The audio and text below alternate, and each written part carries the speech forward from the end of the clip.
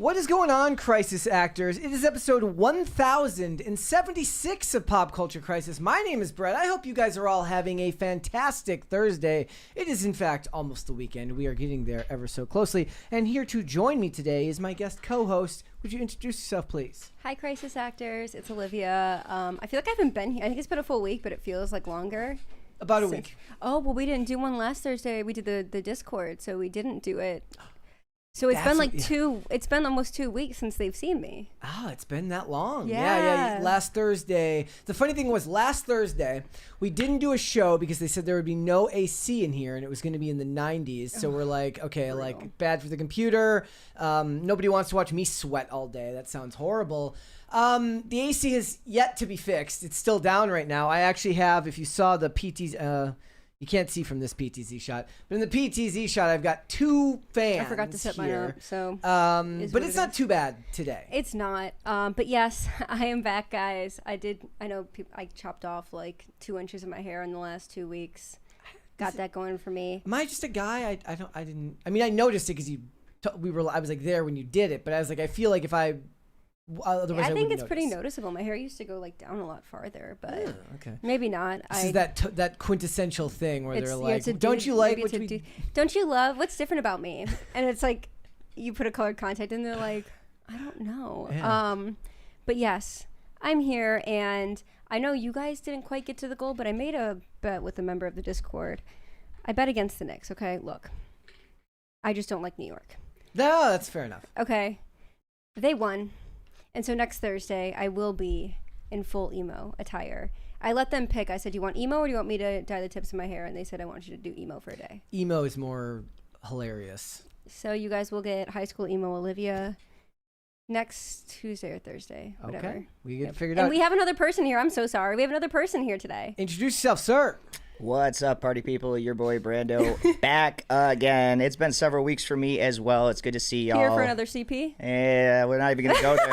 I am staying away from the old CP. from even getting close to trying to use any of that stuff anymore with you young whippersnappers here. But I am just a guy, just a man, just a dude over here at Timcast. Happy to be back. Let's go Dacivics.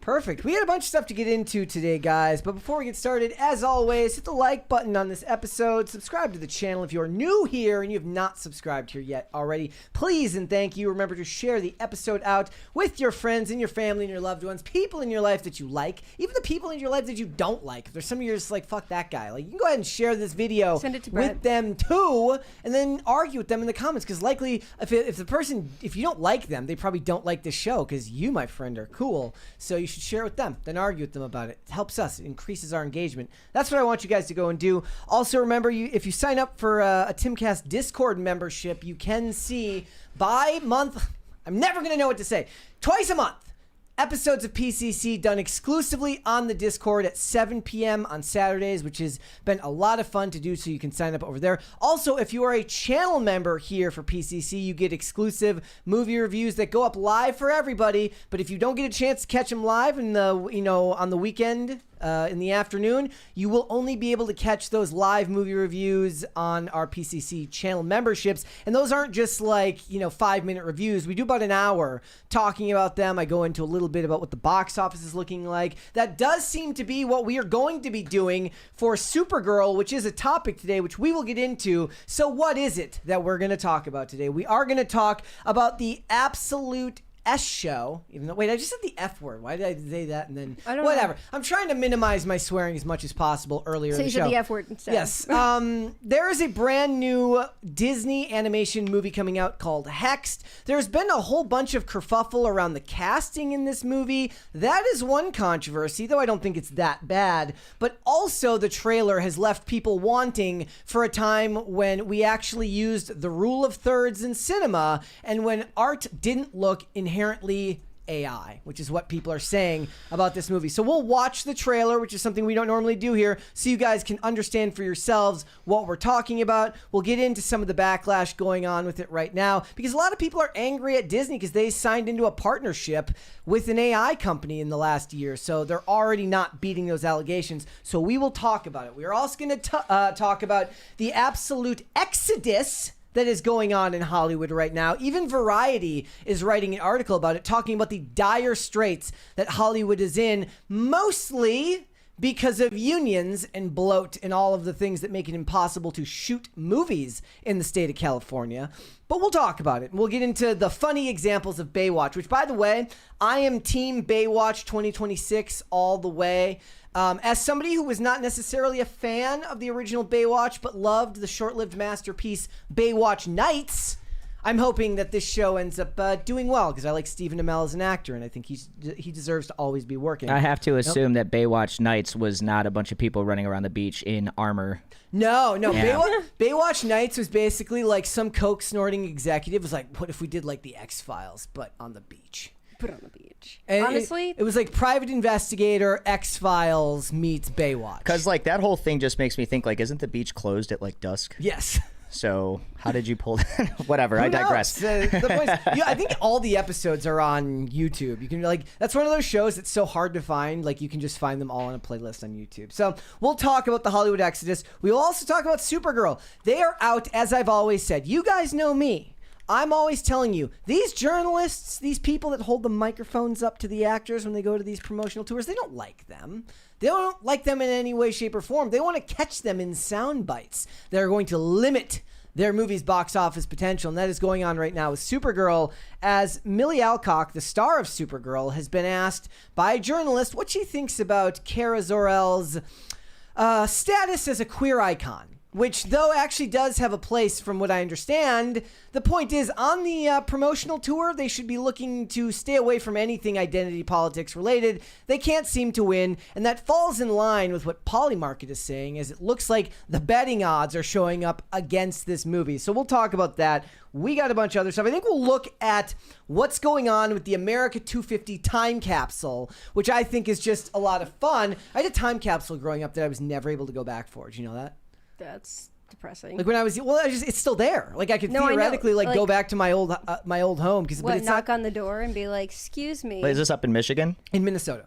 So it's actually here's the thing. It's not even in my yard technically. We had like a neighbor who lived behind us who had like a wood fence up, but it was very easy to slip under when you're young. There was a big tree under there that everybody would hang out by because it was so tall. You could hang out underneath there. We buried our time capsule in his backyard.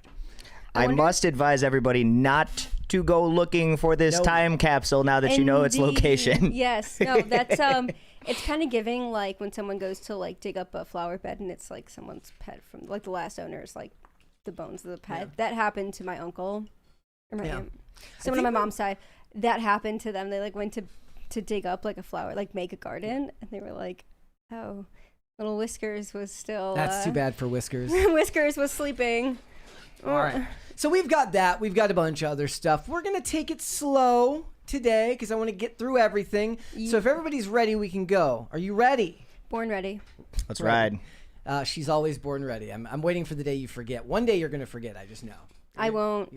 Born ready. I was born unprepared, but I think I'm okay now. Perfect. That's the story of my life. Yep. All right, guys, let's talk about the exodus going on in Hollywood. Right now, the dominant discussion going on in the culture for Hollywood is Sally Choi talking about her making $300 a day on the set of Obsession, making over $6,000, nearly $7,000 for a month's worth of work. I think it was like 20-some days worth of work. And when she did this post talking about how she didn't make enough money on this movie that cost $750,000 to make. Remember, she's not basing it on what it cost to make. She's talking about what it actually made in the end. She believes that, artists should be privy to the money that they didn't invest in on these projects that end up doing really, really big numbers. And one thing she said when she was talking about this was that she was advised not to flip the production. If you don't know what it means to flip a production, flipping a production means you take a non-union project and you bring in the union to have a vote with union workers to turn that project from non-union to union, which, as we know, ends up driving up costs all over the place. I would be willing to bet that nobody at Timcast is a huge fan of unions, but this article that I'm talking about here is from Variety. It says Hollywood's mass exodus, why film and TV production is fleeing Los Angeles and what can be done about it. Now, the big things that they're talking about in this article are they kind of multiply all over the place, and I'll give you like a little preview of what they're talking about. They're talking about the absolutely absorbent costs that it is to just film and live in the state of California. The labor is expensive due to the union deals with IATSE, which is what the below-the-line workers have for a union. On top of the high cost of living that below-the-line workers have, they talk about the regulations that are put into place that create obstacles to get shows made and make them profitable, because the more regulatory hurdles a show has to get over, the harder it is for a show to turn a profit. The basic example they're giving here is Baywatch, which was lauded as this return to form for the state of California filming television shows there, because it's Baywatch. Like, you don't want to watch Baywatch filmed in Indiana. Do they have beaches in Indiana? I have no idea. I think they have maybe one on Lake Michigan. Maybe they got a beach. The point being that this show was celebrated as this new form wave for the state of California as they worked to bring production back. And as soon as they started, stuff started going wrong. They got into trouble with local commissions. They got into trouble with local environmental groups. They're not allowed to actually park their vehicles on the beach overnight. They're not allowed to put fires on the beach. Not allowed to drive their vehicles across the beach. And they're like, what do you want us to do? It's Baywatch. It's kind of built into the name. Baywatch without the beach. Exactly. So on top of the fact that right now there are 81 different countries offering incredible subsidies to American television and media companies to go and shoot over there. The United Kingdom, in just 2024 alone, $2.2 billion in subsidies and rebates to American film companies to get them to bring their stuff over there. Georgia, which was once a hotbed of filming, I think Tyler Perry's still located out there, is down 50% just since 2022 when the streaming bubble burst. We've seen 73,000 jobs just evaporated since the streaming bubble went kaput, and 2/3 of those jobs are in California. And they talk about how the unions offer good pay, but no flexibility, which is the problem. The companies need flexibility to work. We're going to get into more of this later when I give you guys the absolute insane story about Jurassic World Dominion becoming the most expensive movie of all time. $658.8 million budget after all of the inflated costs from COVID and everything. Jeez. But let's just go through a little bit here so you guys can understand what I'm talking about. It says, Baywatch was a staple of low-budget, first-run syndication in the 1990s, as natural to Los Angeles as David Hasselhoff's chest hair, and as defining of the city in that era as the O.J. trial in the Sunset Strip. But by the time the show ended in 1999, it had become too costly to produce at a profit. But the show's red trunks and swimsuits returned to L.A. Lifeguard Towers in March this year. The Fox reboot was hailed as a triumph for the industry's hometown, which is suffering through a long slide into production activity. Governor Gavin Newsom bragged that the show is back where it belongs, and it was going to cost the state $21 million in tax subsidies. Soon, however, the production ran into obstacles. Officials from the county beaches, harbor department, and California Coastal Commission told them that they couldn't park their trucks on the beach overnight, they couldn't light fires, or drive on the sand. Now, from what I understand, the driving on the sand thing may have been remedied in some cases, but it came to this clip the other day that's hilarious of Stephen Amell, the actor, who's playing the lead character, having to fake drive an ATV against an LED light board. Because why drive on the beach when you can do it in a soundstage, costing more money? Well, somebody blows fake sand on you. That's way worse. I'd rather just be real if I'm going to go through that. I know, right? Like, especially him. He's like, it's probably freezing on the soundstage and he's got to be shirtless the whole time. Yeah. Look, I was just like, so another thing they get into here is how the candidates for election, Nithya Raman, Spencer Pratt, and Karen Bass all had to kind of go back and forth. Nithya Raman said, like, Baywatch is supposed to be this LA staple, and now it's not. Chris Pratt says Massachusetts has more tax subsidies for film and TV than Hollywood does. That doesn't make any sense. What do you guys think?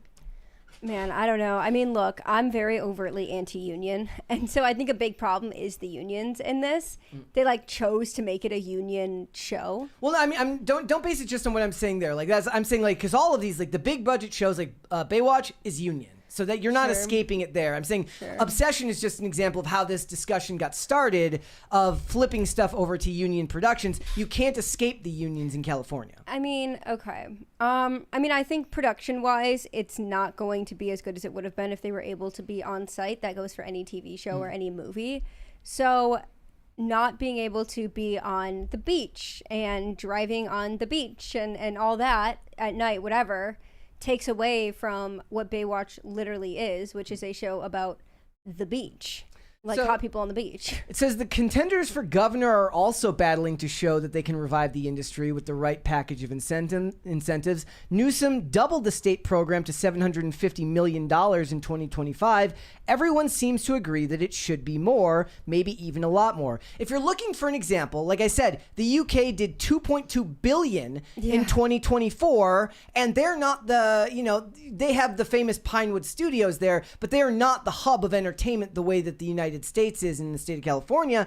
And like I said, Jurassic World Dominion alone got $125 million in tax credit subsidies from the UK government to record there, which doesn't just work to bolster the film and entertainment divisions. If actors are there, you're bolstering the local economy. If you're renting equipment from places in country, you're also bolstering the local economy outside of just the people who have to work on set. Sure. On top of the fact that they talk about how the union creates jobs that don't need to exist, like cable wrangler, whose job it is to do what somebody could do separately, which is his job is to basically do cable organization for the cameras and the lights and everything, when you could have your camera's second assistant do it. Like, there's a way to cut down your on the production bloat. team, period. You could create that done more thoroughly. And I was talking about it here. Like, imagine, like, this show is able to succeed because I don't just show up one day and just start talking. Yeah. I do my own research. I collect my own material.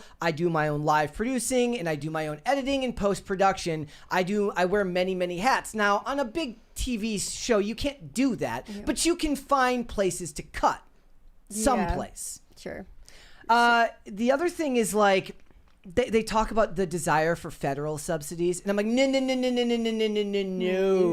Okay, if the state of California wants to vote for subsidies because it benefits people who live in the state of California because they work there and they live there, then the residents of the state of California can vote on that and put people into office who fall in line with wanting to make their citizens happy. But there's no reason that Joe Schmo 32 Electric Boogaloo from Indiana should have to have his tax dollars going to pay for movies made in the state of California that, let's face it, most of the time don't like Joe Schmo 32 from Indiana. Yeah. So, sorry, Brandon, were you going to No, you're good. And Okay. it also, on top of that, you're talking about one of the already highest tax states in the entire country. So it's That's like, true. So, if not Hollywood, where? What do you mean?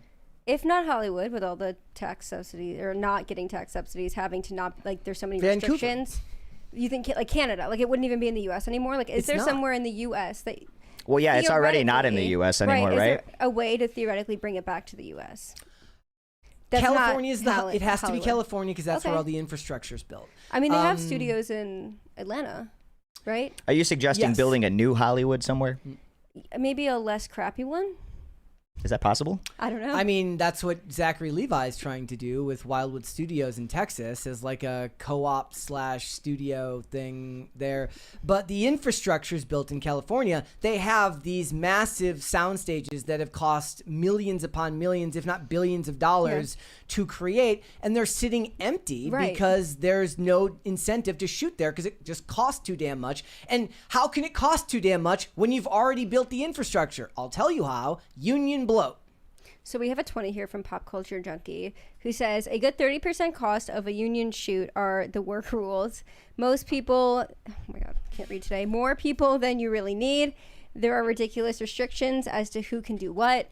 I've been on union sets before and seen a lot of folks just sitting around. Yeah, that's what it feels like for a lot of people. And then I saw this, and what it really comes down to me is just there is this communist desire and belief that they have a right to your money, even if you're making your own thing. There was a tweet here. Let me see if I can pull this up. From Joseph Kahn. Says my first morning filming Detention in L.A., which was supposed to be an $800,000 shoot. IATSE showed up with a ballot box and said the crew was going to vote to turn it into a union or I get shut down. I had no choice but to flip it and spent the rest of the shoot scrambling to find money every 3 days. After it was done, my own DGA union kept sending me bills to pay for fines on a movie I spent my own money on. Of course, all this expanded my budget, which then put me in another tier of SAG, which then increased the budget again. It was an endless union squeeze that kept pushing the budget up with me holding the bill. And then I saw this post from Boots Riley. He made some movie that came out this year. Says, you're paying the crew for what they demanded through a vote. Better pay and benefits. You got to make your movie. You're on Twitter complaining about your effing crew. Get a grip. And the point here is like, he's putting up his money and you're demanding he pay more by turning it into a union project it wasn't even before it got started. Like, that should be illegal. If a project starts as non-union, it should not be able to be turned into a union project that leaves the producer holding the bag. But ironically enough, it just ends up proving their point better. They're taking all the financial risk. They're the one putting in all of the money to make sure it actually gets to the end of its production line. Most of the time, especially with a lot of low budget and especially with a lot of big budget movies, not making their money back. So you want to then turn it union, and then you're going to have people like Sally Choi saying that the few times it does succeed, they deserve money on the back end because the movie happened to do well this time. But you're not going to pay your salary back to make up the money he loses if that movie doesn't make any money. Right. If he makes a $750,000 movie and that movie makes $500,000, are you all going to pitch in your salaries to make up that $250,000 extra that he lost? So we have another 20 from Shane H. Wilder. And speaking of, I don't see the crisis meter on screen today. Oh, it's just for mine. It'll be there for the... No, I'm on the... No, it's... There. It just popped back It's up. just for mine. I turn it off for the solo shots. Okay. For my solo shot. Gotcha. Continue. All right. Shane H. Wilder said, France gives a ton of rebate, 30% off pre-tax expenses. If there was more than $2 million in VFX, you get a 40% rebate. You have to have, I cannot read today. You have to have a minimum budget of $250. With 50% being spent in France and only have to film there for 5 days. Man. You know what it is? Ooh. It's the same thing that Canada does. Like, Canada requires that a certain percentage of their artists played on the CBC are Canadian. All these other countries have their own interests at heart, whereas America's actually making it so hard to keep your own interests at heart. They're basically saying what they would love the federal government to come in and say, you have to film 50% of it here in California, and 50% of the people have to be from the state of California. Like, I wouldn't be surprised if they wanted to go that way, right? It's horrible. And somebody says, and you got to make your movie. Oh, what a privilege bestowed on you by the good graces of the union. Meanwhile, mass exodus in California, it's just bonkers. And they really do feel like they have a right to your money. Yeah, they do. They absolutely do. It's just, it's very depressing. Indeed. Is there any analog you can think of this in another industry? I'm trying and I can't quite think of it. I'm trying, but I don't know. Brandon, do you have anything? I mean, you can't really compare it to the music industry, although there are shades there. I thought the music industry was considered worse. I mean, in some regards it is, with like artist royalties and things like that playing a factor, especially with streaming services things. So it is kind of similar how they're all taking a piece. But I don't think it's to the point that everyone is going overseas and filming their music videos, you know, which we all know aren't even really a thing anymore, right? True. It's all shot on phones now too. You know, we're still, and I say we loosely, there's still a lot of artists that are using studios at home, even if they're going, you know, to California or whatever. Sometimes people go over to London and stuff like that and, you know, use those studios over there. That's another major thing, but we're talking big artists that have the money to do that. A lot of musicians are still self-funded. Yeah, true. So, and they're DIY, a lot of these bands now, because you have to be if you want to make a dollar. You know, if you want to put out an album, you got to put out records DIY, you know, in a lot of cases. So unless you are this massive worldwide band, with a massive management company behind you, that's really the way to do it. Sell your own merch, sell your own products, sell your own CDs, manage everything yourself. We have another 20 today from Pop Culture Junkie. I'm going to try to nail it this time. Got it? Not to mention, shop stewards love to file grievances against people when a lighting person moves a microphone cable to keep a shoot on schedule because the assistant sound person has gone to the bathroom. Exactly. Like, who wants to work under that level? It's literally death by red tape. I nailed it, by the way. You got it. I nailed it. All right. Speaking of depressing stories when it comes to Hollywood, let's talk about the upcoming release of Supergirl. Now, we are going to be going to see that. I'm going to make my long-suffering wife see this movie. She's going to love it. You're going to have so much fun. No? Yeah. It was worth a shot. Anyways, we're going to see Supergirl, not this weekend, but next weekend. This movie has a budget reportedly about $160, $170 million.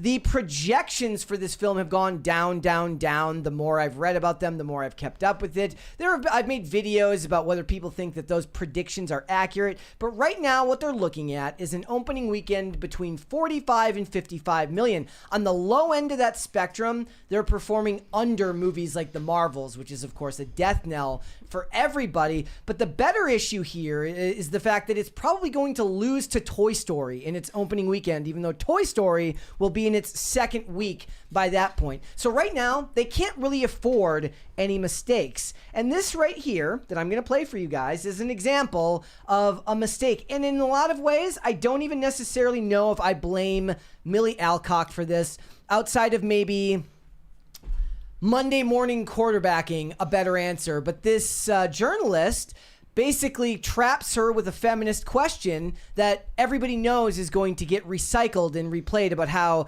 Kara Zor-El is a feminist icon. So here we go. Over the years, many fans have embraced Supergirl as a queer icon.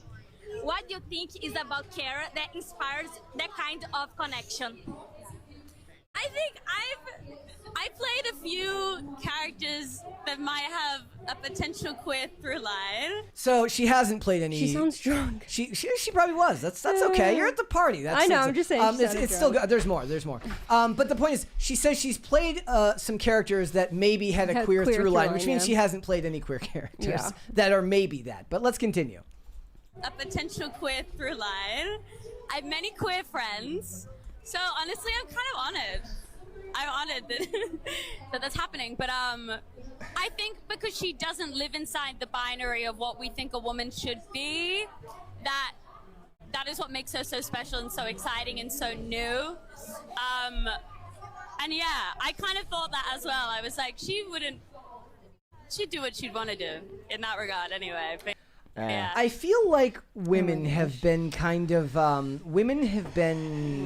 forced into this box where when you make a movie at this, and actually, you know what? I'm not even gonna say at this scale. When you make a movie about a woman now, there has to be some type of plot line or marketing that interrogates the idea of what it means to be a woman or how being a woman relates to this storyline. Now, when we covered Superman, now there's a lot of discourse around it, but generally it's about the idea of Clark being a hero. It's not about whether he's a man. And she's an alien anyway. So technically she's not even a woman. She's an alien, but that's we're getting in the weeds on this one. And it feels like women are kind of hampered and they're forced into this, oddly enough, maybe it's not a binary, but they're definitely shoved into a box where they have to make whatever they're making about stuff like this. It's like Marvel with making herstory rather than making history. Everything has to be a way to market to women, but the women folk aren't going to see this movie. They don't care about this movie. They may over-index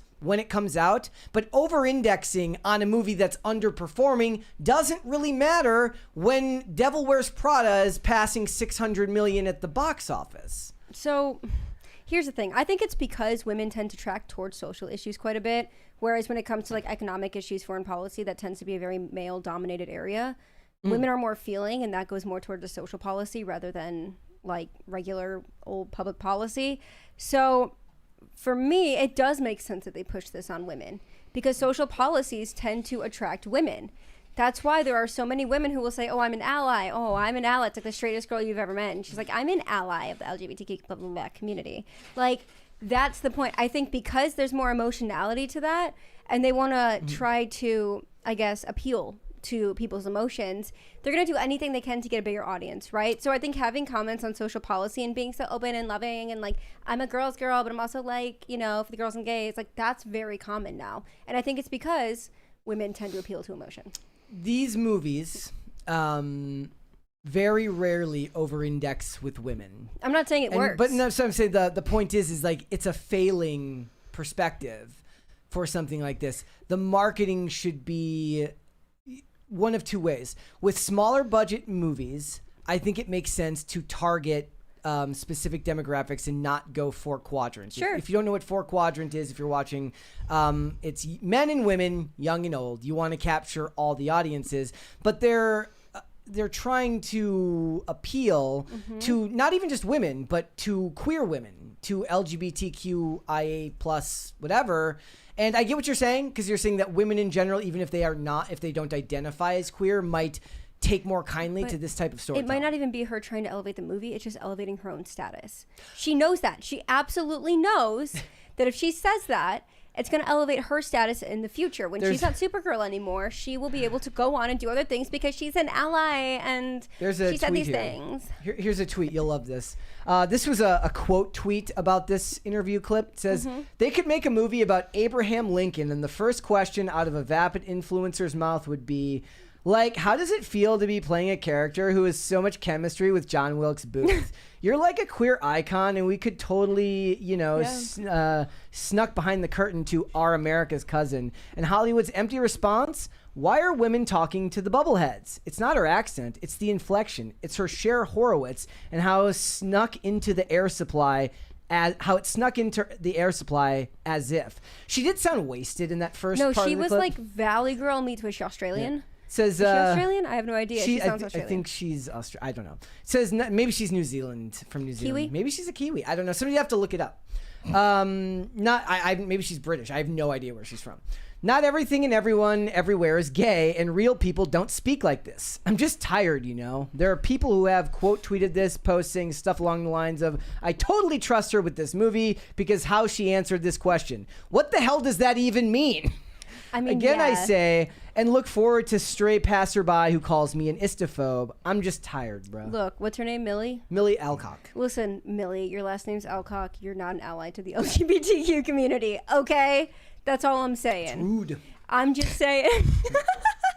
I was waiting. I was like, no one caught that. I mean, her reply did kind of seem like it came from like a cornered animal. Yeah. You know, like it was kind of like she wasn't, and maybe her guard was down because she was drinking, you know, like her first walk on in the Superman movie, even though she was playing character, she was drunk in that too. So it's like, I wonder whether she was just drunk or not, you know, but realistically, she wasn't prepared for that question. And you can tell she kind of scrambled with the answer, almost like, I'm not racist. I have tons of black friends. There's no good answer. There's no answer that wins. Unless you have a rehearsed one fed to you by whatever, you know, social media analyst is propping you up, you know, on the pedestal for the red carpet walk. But it's such a specific question that it feels like there's no way to prepare to answer it. Sure, but at the same time, with it being this focus on women, like, shouldn't it be expected now at this point that this question is going to come up at some point, you know? Sure, like, it's just maybe she wasn't ready to be drunk in answering the question because she sounded like there's something off-putting about the Valley and then like the accent where she's like, I'm like, I think there's like a queer through line, like, but plus the accent, I can't do two at once, or I would try to do both, but it like, it pains me. It really does. Like, that's insufferable to me. No, and you guys are on point with the fact that it does happen more to women, because I do see it more there. I mean, we did see it, I think, briefly with one of the Spider-Man releases where someone came out and said, hey, we want a gay Peter Parker. Like, what's it? And it's just like, no.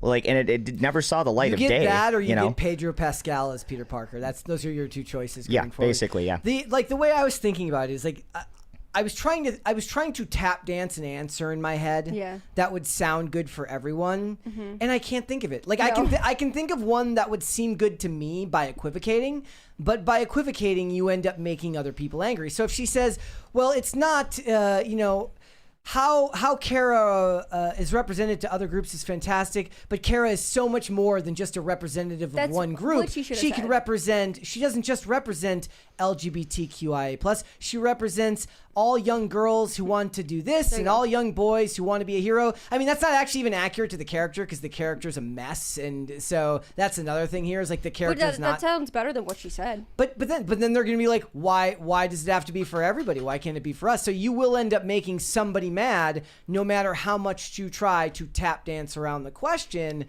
Please everybody. I'd be drinking too if I were her, and that's what I had to do for it. And then of course some of the comments say, and this is the kind of bullshit why no one wants to see this movie. Clap, clap, clap. Class act.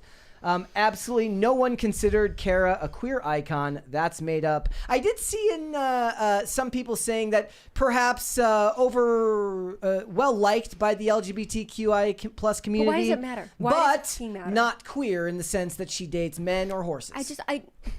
I don't get why it's so like. Look, maybe it's because I'm a straight white girl.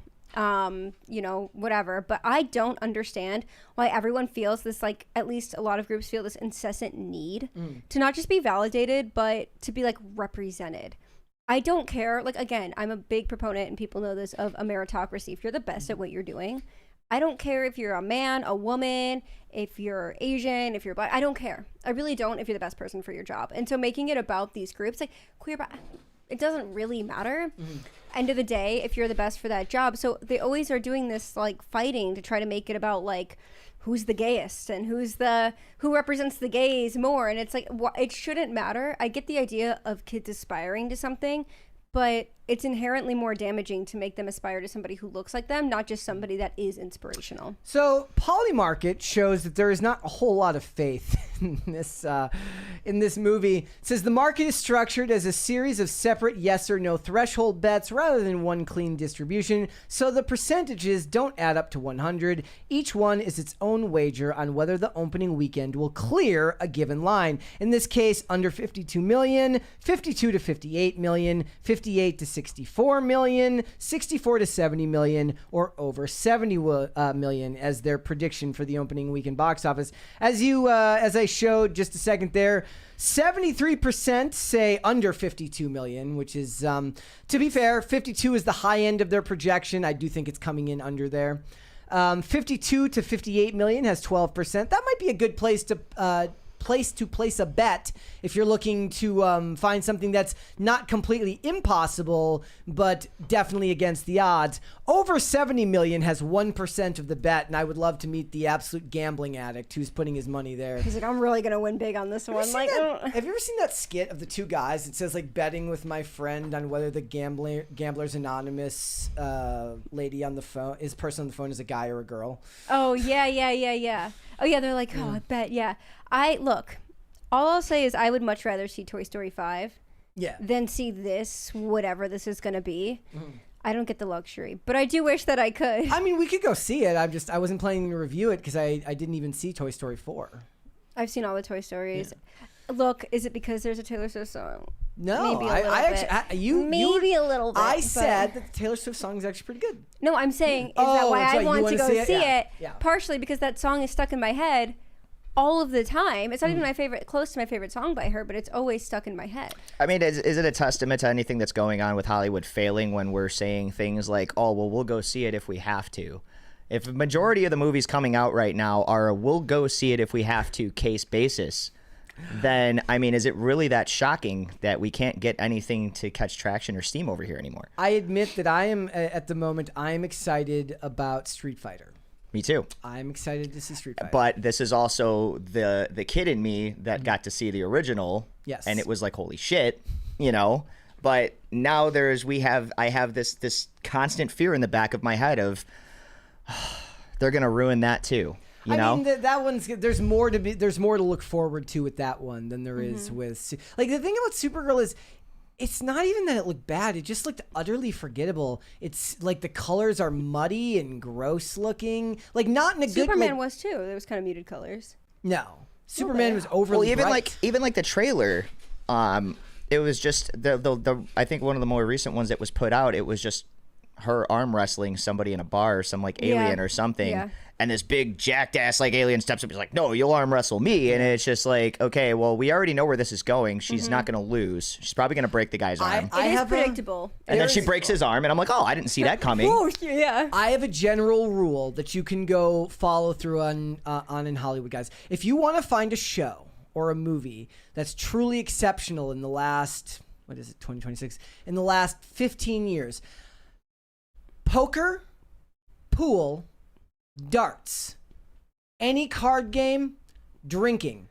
The woman will always win the poker game, win at darts. She's so good at pool. She's so good at pool. She can drink them under the table. They do not do a thing anymore where the woman loses at games that would have been considered like bar games that dudes played together. That is the most generic of the feminist tropes. If you see that, you are dealing with a writer who can actually think for himself. If he doesn't feel like adding the tired trope of the woman beating the guy at pool or poker. Which was basically all of Captain Marvel's movies. Yes. I'm a big proponent of letting the women lose.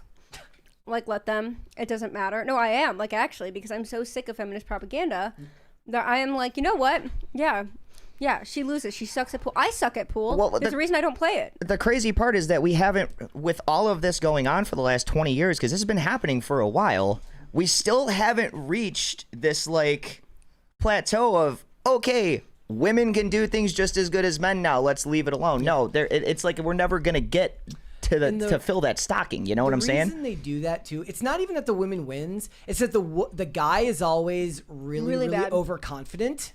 Oh, and yeah. then loses. And then he's bad. Like, if not bad, at the very least, he's overconfident and loses. Yeah, the Ron versus Hermione thing. Yeah. You know, he's like, I'll take it easy on you. Everybody knows Hermione's going to blast him, you know?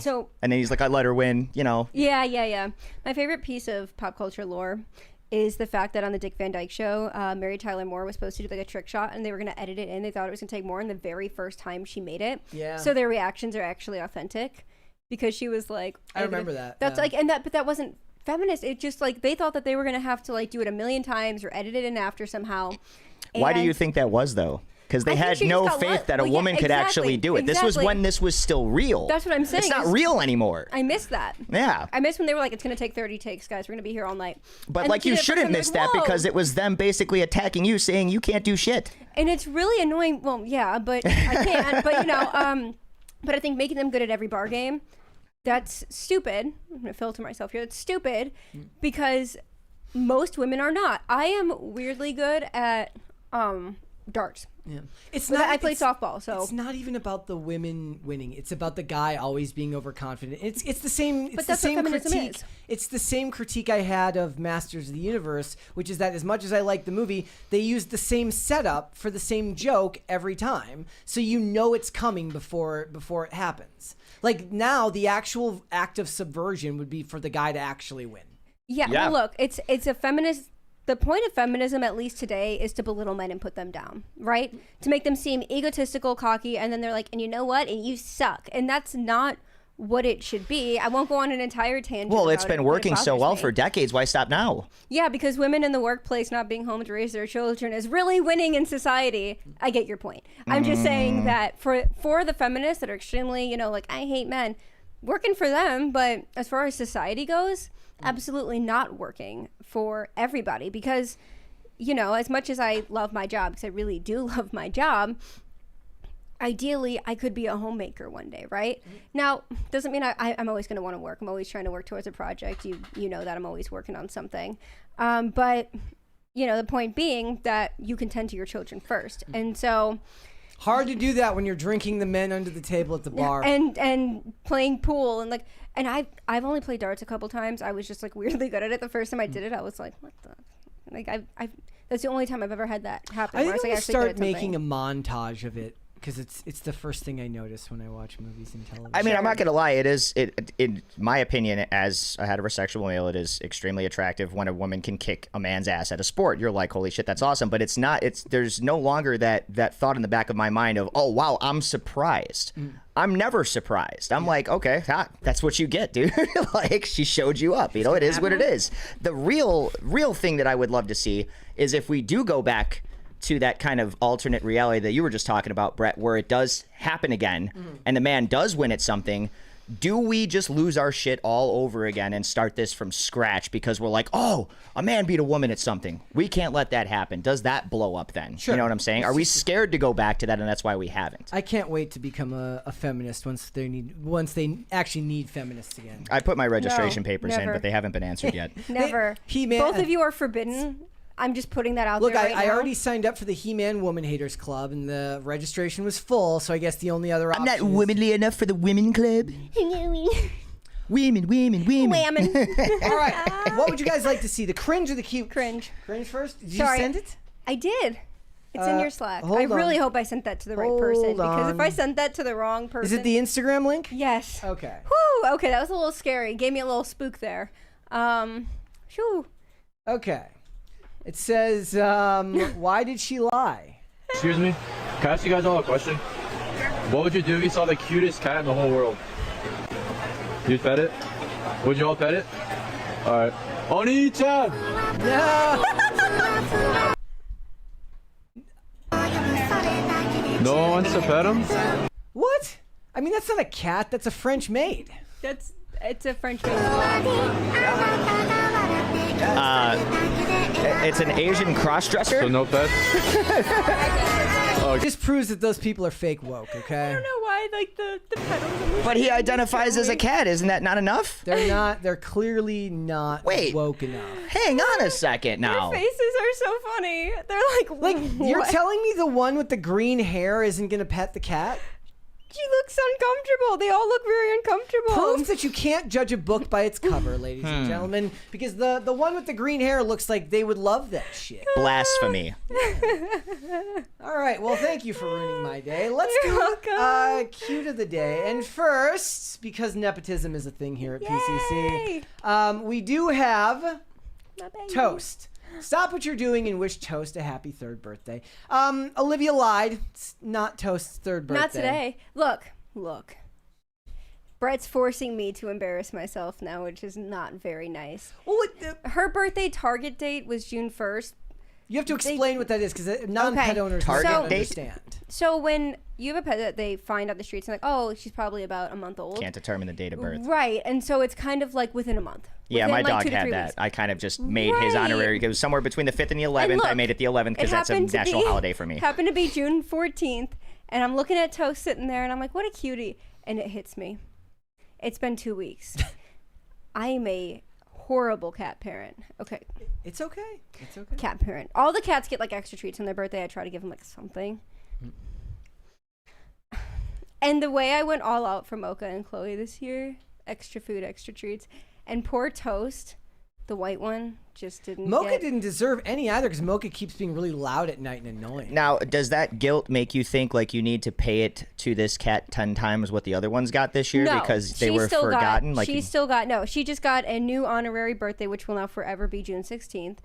And she got she actually got less than the other ones because she's kind of gaining weight, and I don't want her to get too At this fat. point, I would be So- like, no, you owe me a salmon fillet. This is bullshit. Yeah, screw you, lady.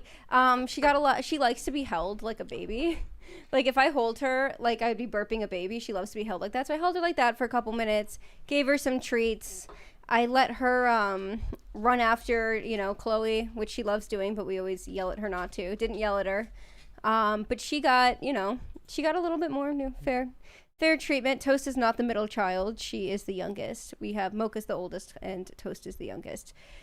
So mea culpa. Really didn't want to be embarrassed by that. Thank you. But happy birthday, Toast. And I hope you guys appreciated the butter on toast photo. That was my favorite one. Exactly. The butter on toast one is the best. I was like, actual butter on a cat would have definitely It's- made it to the cringe pile instead for me because No, who it puts was like butter on a I have cat? a hair clip that looks like a stick of butter. Don't I? Oh, I've seen it. Yeah. And I had that and I set it on her and I was like, oh, look, it's butter on toast. And then that was it. He's like, I'm so disappointed. I don't even know if that's the word. I'm not mad. I'm not mad. I'm just. Not surprised, but definitely a little disappointed. All right. Let's move on, ladies and gentlemen. Let's talk about what is going on with Disney's brand new animated movie entitled Hex. We're going to watch the trailer for it today. I'll give you a bit of a premise description of what this movie is, and you can kind of see, and I think everybody who watches this trailer will be able to understand just why this movie is being called Sora AI SLOP, designed for social media, not to actually be watched as some type of entertainment experience. So let's get started. Let's watch this trailer here so you can understand what it is that we're talking about. It says, this is the first trailer for Disney's new animated film, HEXED.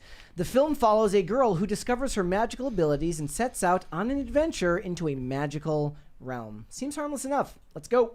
My whole life, I felt like there was something wrong with me. Why is she even here? I'm such an old joke. Billy, you owe me a 10-page essay on why you're a pain in my butt. Do not make me call your mom. What in the...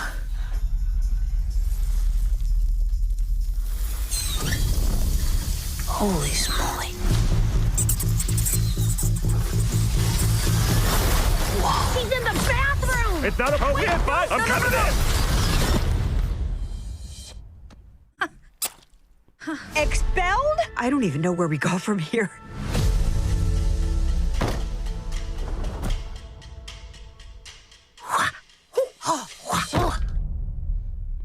You are insane. What?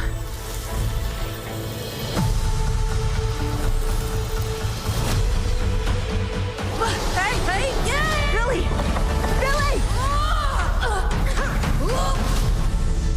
We've been waiting for you. Whoa. Bless you. Thanks. Oh, do you have traits one might describe as strange, or freakish, or difficult? I refuse to answer that. That's a yes. Billy Doe. Welcome to Hex, the world of witches. What the... May your visit be magical.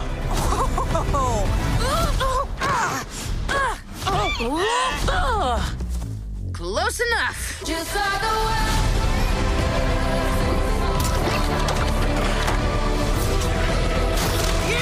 Maybe there's nothing wrong with me at all.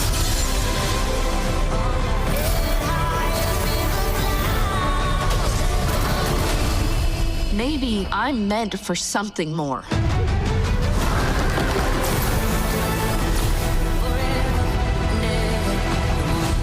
Seems like the number one thing we teach kids these days is like, it's not you, it's the rest of the world. Right, like there's no accountability there. So it says, the kid is socially awkward and unpopular, but turns out to be really special, and the world just sucks and needs to accept her story trope. Easy and digestible.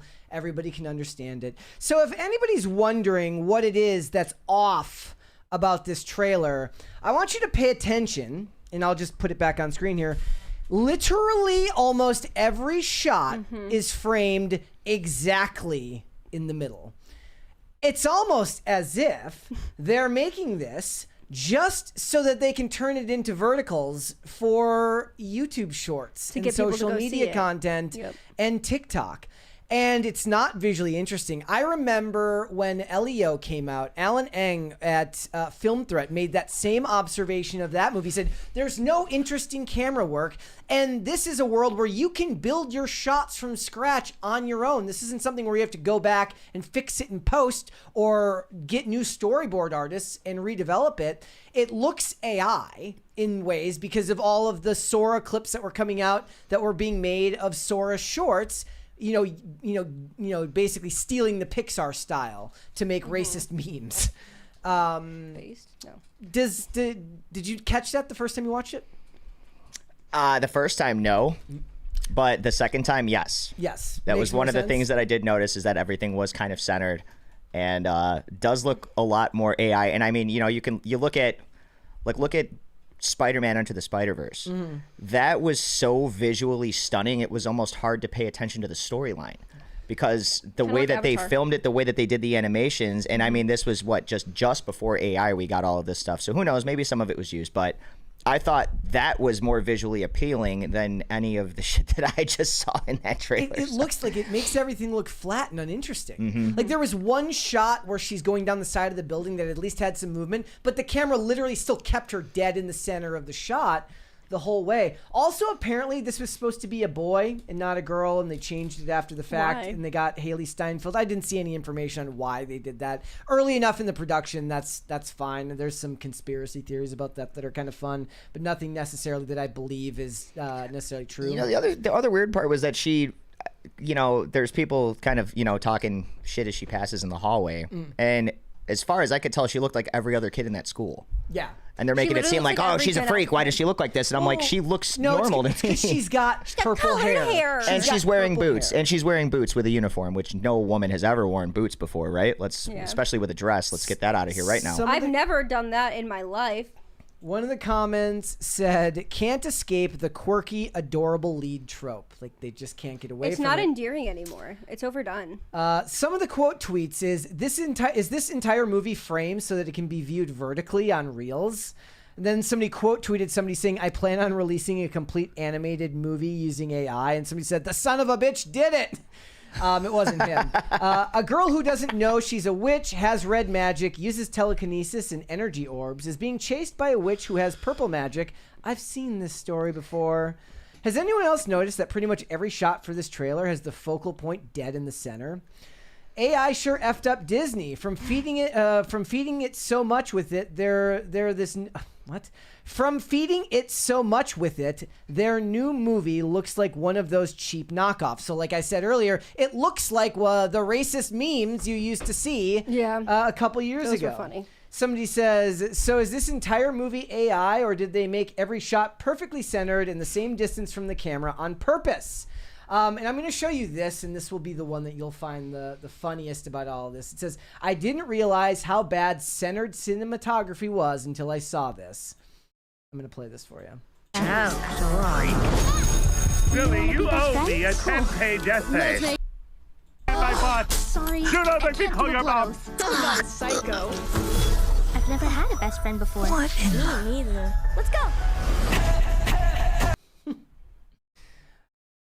Everything framed the same way. Yep. It's just very, very depressing and visually uninteresting. Any interest in seeing this one? Did this one grab you at all? Not Like, it feels not like at all. all they got is Moana. I mean, look, Moana was a great movie. It has an absolutely incredible soundtrack, and so it's going to do well. Yeah. Because the soundtrack is amazing. And this is, like, I like maybe two soundtracks of, like, musicals. It's Moana and Hamilton, and that's it. It says the film was then described as following an awkward teenage boy and his type A mother after they discovered the boy's unusual traits, maybe magical powers. At that stage, the feature was announced with Josie Trinidad and Jason Hand as directors. They've since changed.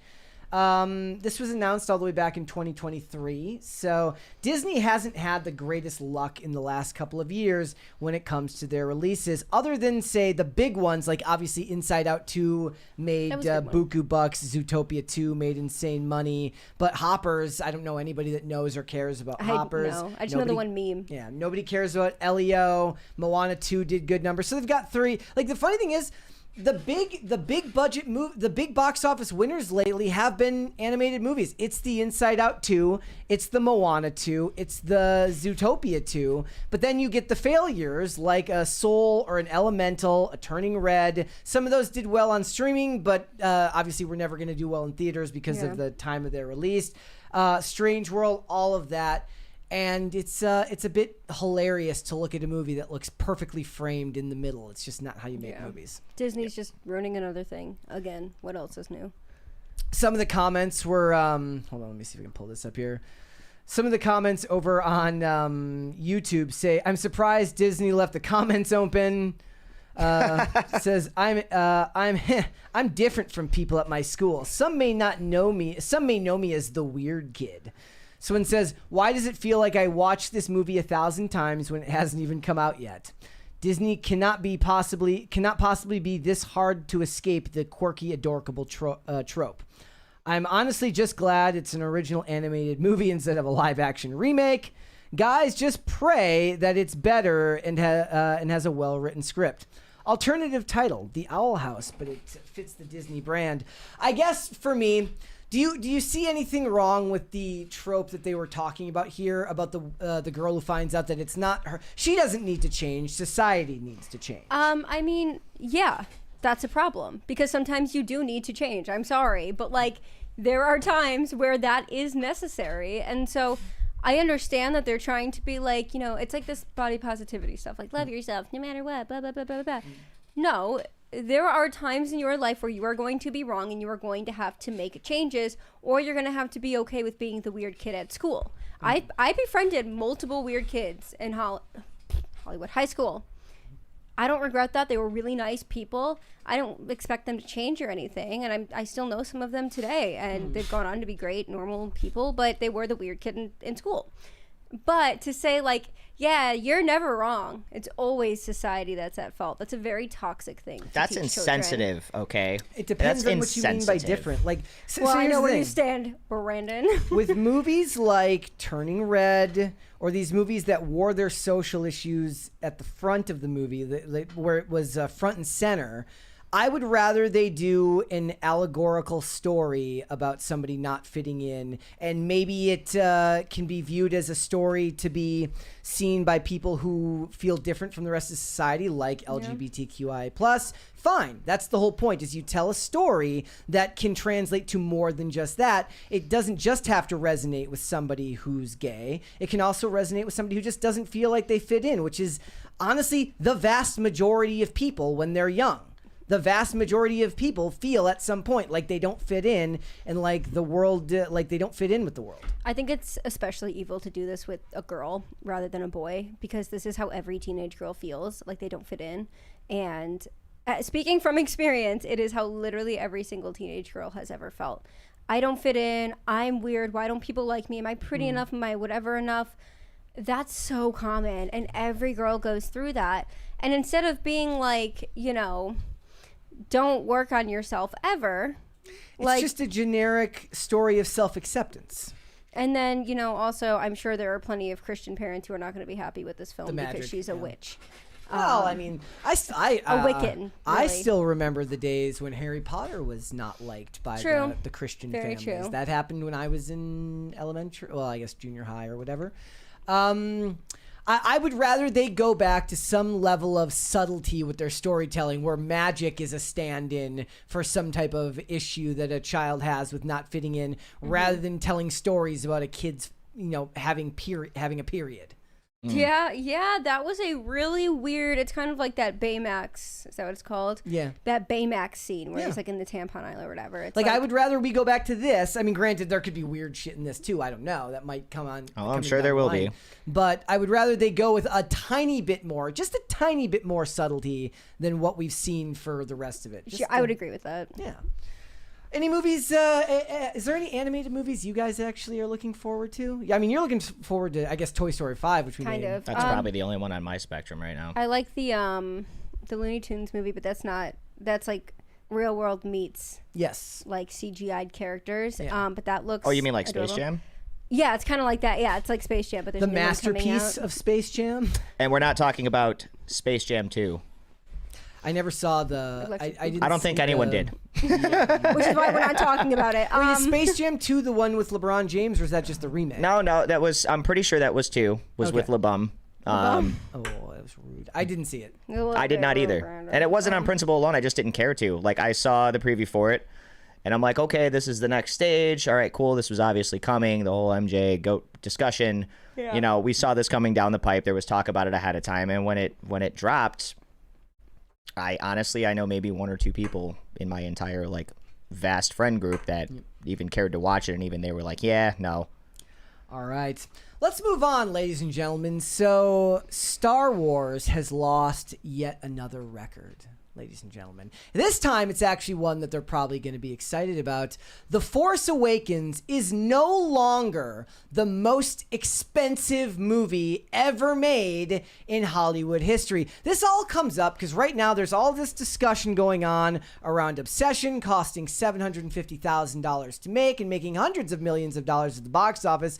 Backrooms takes $10 million to make, makes a ton of money, very profitable at the box office. Then you've got movies like The Mandalorian and Grogu, Supergirl, potentially, also Masters of the Universe, being flops at the box office, despite the fact that they have budgets upwards closer to the $200 million mark in the $160 to $170 million region. But then you get into what we are talking about now, which is Jurassic World Dominion. The new record is held by NBC Universal. This movie had a gross production cost of $658.8 million to produce. The Force Awakens cost just a measly $638 million to produce. This is obviously because of unbelievably costly protocols that came in during COVID. They were delayed for months at a time, and then the premiere was pushed back into June of 2022. They had to basically, imagine this. You have to go on hiatus because of COVID. You have equipment rentals, you have studio space rentals, you have people on contract, and they all have to sit there, and all of that equipment and studio space has to be paid for while you wait to see if you can come back and open back up. So they had ongoing payments, and then the A-list cast for this movie. So we're not just talking about Chris Pratt. We're talking about Bryce Dallas Howard, Laura Dern, Sam Neill, Jeff Goldblum, all had to be holed up at this luxury hotel in the UK. It's like $600 a night. There were these videos going around of like Sam Neill and Jeff Goldblum singing and playing piano at this expensive hotel, all on the dime of Universal Studios. So let's just go through this article. It's from Fortune. It says, the filings show that Universal Pictures spent $658.8 million making the 2022 action movie Jurassic Park Dominion, surpassing the previous record holder of 2015's Star Wars reboot, The Force Awakens, which cost $638.9 million. Well, Dominion was the third film in the franchise, and it reunited the stars from the original trilogy as well as the new trilogy. Filming was being done at the peak of the pandemic in 2020. Universal had to adopt costly safety protocols during production, and it faced months of delays, which pushed the premiere back to 2022. Maintaining production in a state of readiness during the downtime caused studio costs to surge as they had to continue paying for sound stages, leased equipment, which could not be returned without risking losing access to the window they had for it. Furthermore, some security staff had to be paid to watch over the sets, and some did for high-level producers and department heads to ensure that they remained available when the pandemic receded. Now, nobody knew when that was going on, when the hell that was going to be. Imagine it just goes on forever and they never know when to cut their losses. It says the A-list cast didn't slum it either during the 5-month quarantine period. 5 months. The stars were holed up at the Marriott's opulent Langley Hotel in the UK, where Dominion was filmed at the historic Pinewood Studios. An 18th century manor, the Langley's wood paneled lounge is home to an elegant piano which featured in viral social media videos during lockdown of Jeff Goldblum playing old school jazz while Sam Neill sung the songs beside him. Rooms in the hotel cost more than $600 a night, big enough to impact Universal's bottom line. Yes, I'm guessing below the line workers were locals, so that doesn't matter. They didn't have to live there. They could live at home during all of this. The exact cost of making movies in the U.S. is usually a closely guarded secret. Although the budget for a movie may leak, the fully itemized costs are combined in disclosures. The SEC and their end up hiding it by putting multiple movies under these disclosures, so you can never pin down where it comes for one specific movie. But when you file in the UK, because they have these massive tax credits that you get for it, it's a different story. Studios filming in the UK benefit from the government's audiovisual expenditure credit, AVEC. Isn't AVEC? I think I mentioned it. Thank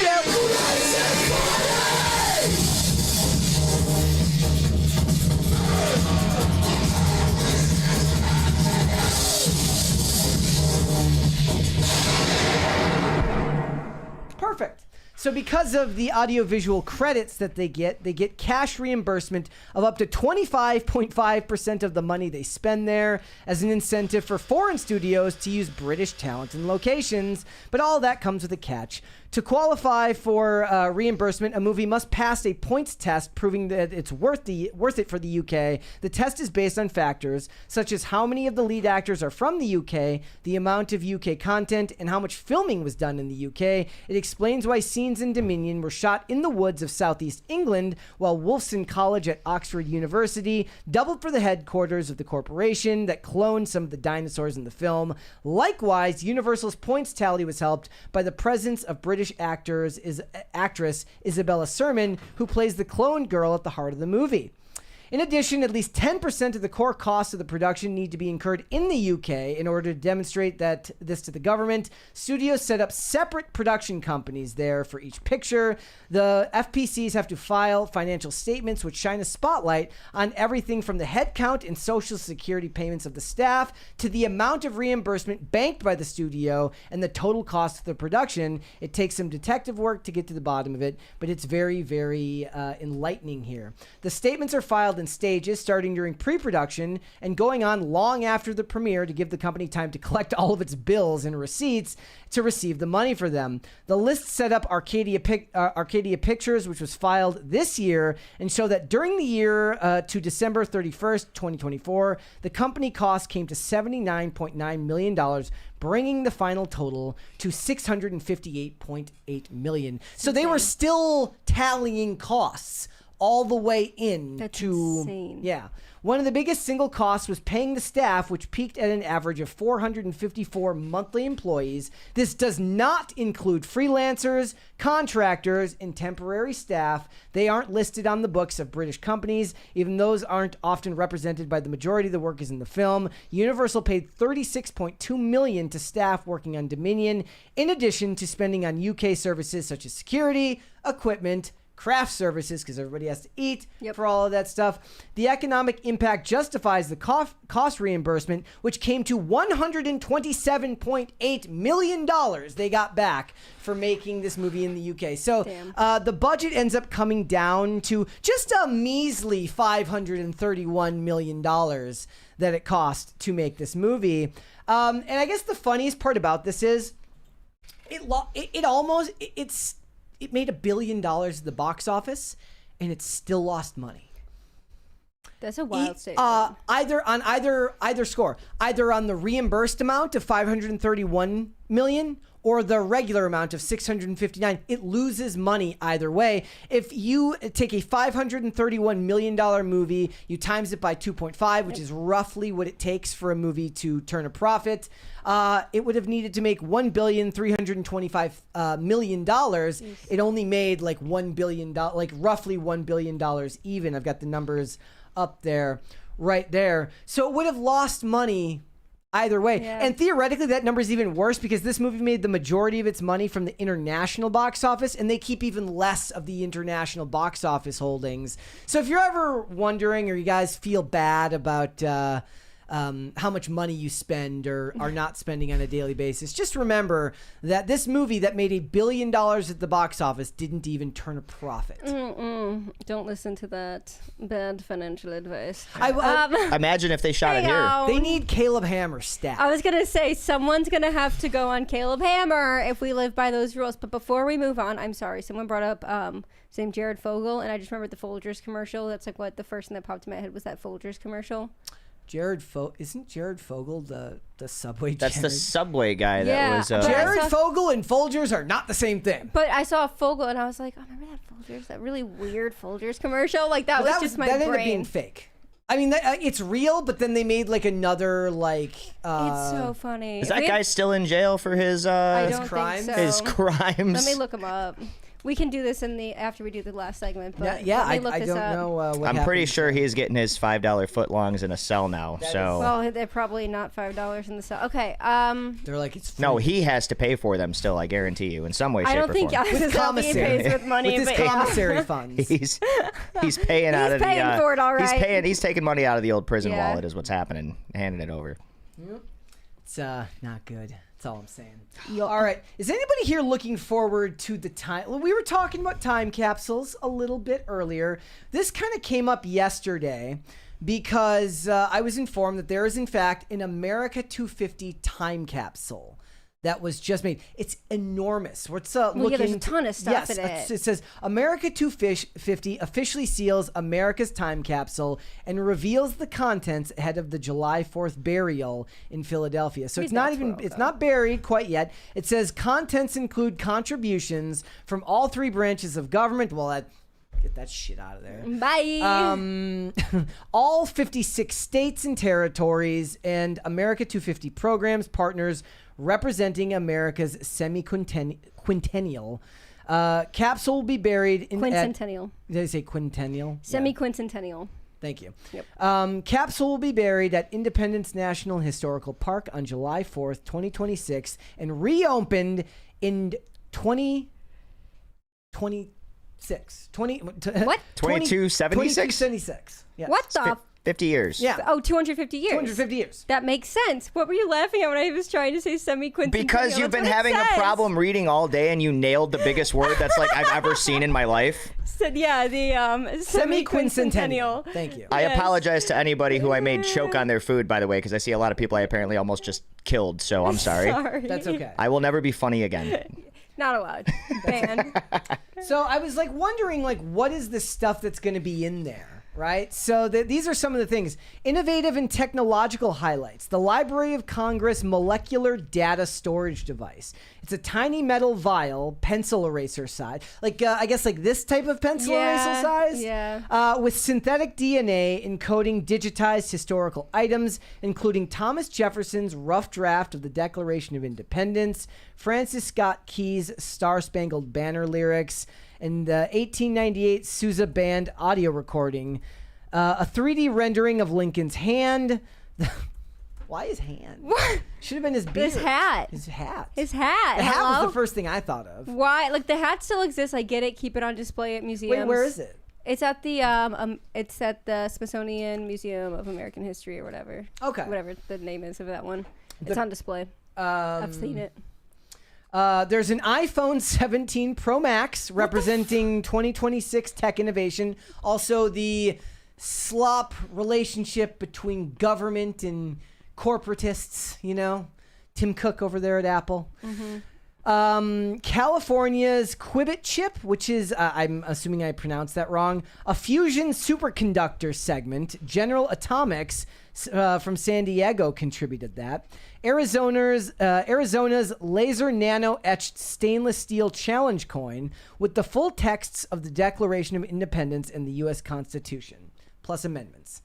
The federal government's contributions, nothing. No, I'm just kidding. They actually think that they've contributed something. Items from the Congress and the Supreme Court, a pocket constitution signed by the justices in the executive branch, letters from living presidents mentioned in some reports. So there's going to be some fantastic fake letters coming out one day of like a fake letter that Trump wrote to Epstein. That's in that thing. That's For sure. For sure. Oh, go ahead. Oh, so they have it by state, so you can see what each state is contributing as well, which is really interesting. We're all from different states here. We can all look and see what our state is giving. Well, let's go alphabetically. Chicago is donating an Uzi. So Illinois, we have a letter from the governor. That's on everyone, actually. There's a letter from the governor on all of them. So let me just say, I know, I feel your pain. So, of course, Pritzker is going to be something about his lunch order. Probably, and a poem. No. That's all you guys get. Super boring. You have Chicago, and that's what you get, a poem and a letter. Now, everyone, for the most part, has a letter. Like, Indiana doesn't, which is kind of weird. I don't know why. So I guarantee you he didn't even write it. Let's look up Maryland. Maryland has their challenge coin, which says it represents the commitment of the Governor Wes Moore's administration and then the state of their executive order. They all signed up in 2023 to be a part of this. Kind of the same way that all those musicians signed up to be a part. Yeah. And then ended up not working out. See, Michigan's is super cool. You get a letter from the governor, which is like puke, but whatever. And then the Petoskey stone, which is our state stone. It's a very cool looking That's stone. cool. What's float copper? If you look, float copper is also another like natural thing found in Michigan. So I don't know if they can see it, but if you want to pull up, the Petoskey stone is It happens when they're very old. There's been no new Petoskey stones, but they're created out of like fossilized coral. Okay. And they look super cool. And then that's the like unique to Michigan? Yeah, it's our state rock. So it's in the Great Lakes. And the float copper, you can read the definition here. But by the way, Chicago wouldn't have an Uzi. They would have a Glock with a switch. And also a fake hate crime. So honestly, we don't even need switches out there. You can just put like the newspaper article from Jesse Smollett or something like that. It's actually probably going to be like a back tax that like when you open it up, it's going to be like, hey, congratulations, you owe Illinois 50 years in back taxes for making us do this in the first place. Hey. No, California would do that when you try to move away. So would Pritzker, trust me. Yeah. So then Michigan also has a Michigan Innovation $1 coin, which is kind of cool. So the poem from Illinois is a poem entitled "Dear New Blood" by Mark Turcotte. Illinois Poet Laureate. How to kill a Chicago sports team in 3 months. Oh, Brett's gonna love this. Not only the executive order, but the Minnesota state flag, the new one. The new one, of course. Not the regular one, but the Somali-looking ass. The ugly one. The other one had so much character. Michigan has a wonderful state flag. It has like these little deer on it. It's awesome. So let's see if we can find maybe the worst item as we go through. I'm curious. Other than poems don't count because they're in multiple. I'm trying to find something like Nevada has gambling tokens. Let's look at Florida, because Florida's everybody loves Florida. So it's got a set of 4 challenge coins representing the Florida Attorney General, the Florida Agency for Fiscal Oversight, called FAFO, the Florida Department of Agriculture and Consumer Services, and Governor Ron DeSantis, the Commander-in-Chief. Then they have a pin and letter. A House of Representatives Florida pin pinned to a note card to Americans from Daniel Perez, Speaker of the Florida House, and then a Florida Senate booklet, and then an America 250 booklet. So if you go to semi-quincentennial. If you go to where was it? I just saw one that was like obnoxiously New Mexico's is obnoxiously long for it being New Mexico. I'll read off the things while he finds that. A letter from the governor, a current map of New Mexico, a coin of the office of the governor, Route 66 centennial coin, a set of pins, a seed pot, a vial of sand, a tile, a necklace, a bolo tie, a booklet, and a recipe card. Brother, leave room for the rest of them. No wonder Wyoming just has a letter from their freaking governor. The recipe card is for Biscochito? There's going to be their state cookie? They also included fire starters, a victual kit, and 12 pounds of raw meat.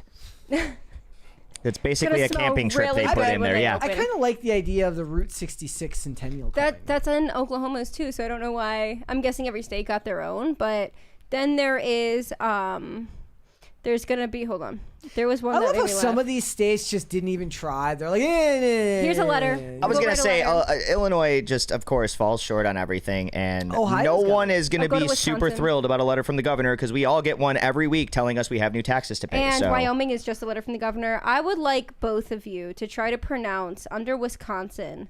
No. Whatever the hell that is. I have no idea. You'll know when you see it. Waswaganing? What? It's not big enough for me to actually see. Waswaganing. Blow this up, hang on. Zimagnisig. Waswaganing Jimaganishag. That's pretty good. I'm gonna look up how to pronounce it. Jimaganishag. A sewn patch of whatever that is, circling an image of a person's face. I wonder who gets to be the person. Yeah. I'm gonna go with that's Native American, no? Yes. Yeah, maybe. Safe bet. Okay, let's look it up. It is what in the heck? Refers to a Lac du Flambeau band. Is this French?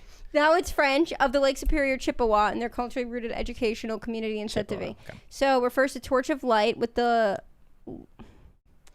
What? Okay, so it's at the place of torches, and then the rest of it is like something about being a soldier with the place. So how do we... Let's see if we can look up pronunciation. Maybe you'll give me one of those YouTube videos where it like...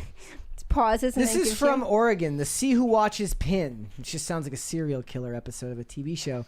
Give me a phonetic breakdown because it's so complicated. It's super creepy looking too. It is. It looks like it's a possessed item. This See Who Watches pin was handcrafted by acclaimed Native American artist Lillian Pitt. Miss Pitt grew up in the Warm Springs Reservation, where many Columbia River tribes live today. Tribal oral traditions share that. She Who Watches, whose native name is, I cannot pronounce that, I apologize, was a wise and powerful chief whom Coyote transformed into stone so that she could forever keep vigil over her people. Okay. See, I like that. Like, I like the ability to tell these stories and have these items that tell stories. Let's see if it'll play it. Oh, wait. We're not going to be able to hear it. No, I'm going to see if I can. It's good. Nice to see they still have gender-affirming names. Oh, I can hear us too. I was like, why do I hear two things? It's because I hear both of us Yes. because I had the video on. Hold on. I want to see if we can figure out how to pronounce this because I'm genuinely curious now since this is our last topic. Might as well just go off the rails and figure out how to pronounce whatever that is. I kind of love how varied so much of this stuff is. I mean, it's not a bad idea. It's just, what does that even mean? Like, one of the most amazing things that we've learned from all of the Europeans coming to America for the World Cup is they're starting to realize just how vast America is and how much history there is here. And, you know, And they're realizing how good our food is too. Yes. Okay, Waswangan. Waswangan. And then the second one is... Oh boy. It's a lot. It's a lot of words. Sound it out. That's okay. Hold on, I'm putting it in their little Ojibwa. Oh, do they not give me a... Wait. I lived by Ojibwe Park. I should know this stuff. It doesn't give me pronunciation. Hold on. So it means like she or he is a soldier, basically, or like... Yeah. Of possession, like they have like a spear. Like David in the chat says Wisconsin should have had some cheese product or alcohol. And a picture of Brett Favre. Yeah. So. Yep. Throw in a pack of cheese curds and a picture of Brett Favre. It's pretty good. Aaron Rodgers. Nah. Aaron Rodgers is less. Aaron Rodgers was trained by Brett Favre. But I guess they're both kind of persona non grata now. Sure, but Brett Favre retired. Yes. There and was the original chief of the Frozen Tundra. Oh, he did go to the Vikings for one, didn't he? And then Dante Culpepper completely ended his life, and then he ended up getting traded to Green Bay. I forgot about that. Oh, round and round we go. Okay, it's got it? Themagonishang. There you go. You're welcome. There you go. I'll take the it. Hell that was. It's fine. Perfect. Close enough. It's not a Z. It's like a T. It's like a th. Not a Z. It's like a th. I think it's good. I like the ability for America to look back in 250 years. Yeah, but they're not putting any of the good stuff in there. Put pictures from January 6th. Yeah, what's everybody gonna do in 50 years? Just flick a bunch of challenge coins at each other? Like what? Well, I mean, it's not just that. That's for the states that didn't try. Like a lot of the other states committed stuff from their state. You know, Yeah, from the yeah. There were heritage and some the that faith. went really hard, and a couple like Wyoming, a letter from the governor. Same with the U.S. Virgin Islands. Like, brother, you're not helping your case. Texas has 3 items. I think Longmire is technically set in Wyoming. They should have had even though I think it was filmed Tennessee, in New Mexico. Tennessee has a poster. I wonder if they're including the lithium-ion battery with the iPhone that went in there, because if that actually degrades and melts the entire capsule from the inside out, you guys ain't gonna find shit in 50 years but disappointment, which is exactly what this country was built on. So sure, maybe that's.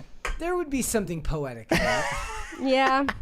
Yeah. If I'm still alive in 50 years, I'm watching this just so I can be like, this is insane. Like some of them called are it. so good, and some of them you're like New York, a minted coin and a reflection document. Are you kidding me? You're so lame. Like, how does it feel to be super lame pants? I would have just put a mirror in there so you could see yourself in 50 years. New York could have put a Yankees cap in there. Or they could have put like a thing of Times Square, or they should put the Twin Towers in. Sorry. That was a thought that didn't. Or in light of recent events, they could have, put the corpse of somebody wearing a Spurs jersey.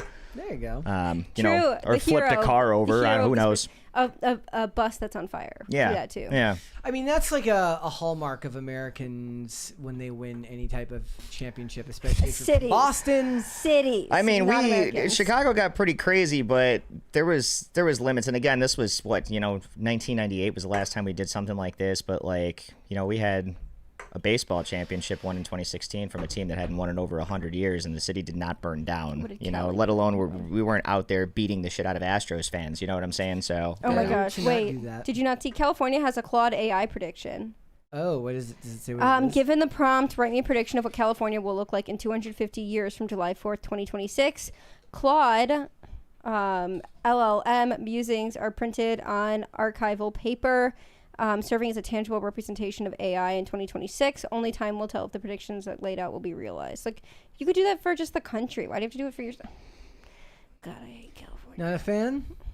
I just, like, it's stupid to me.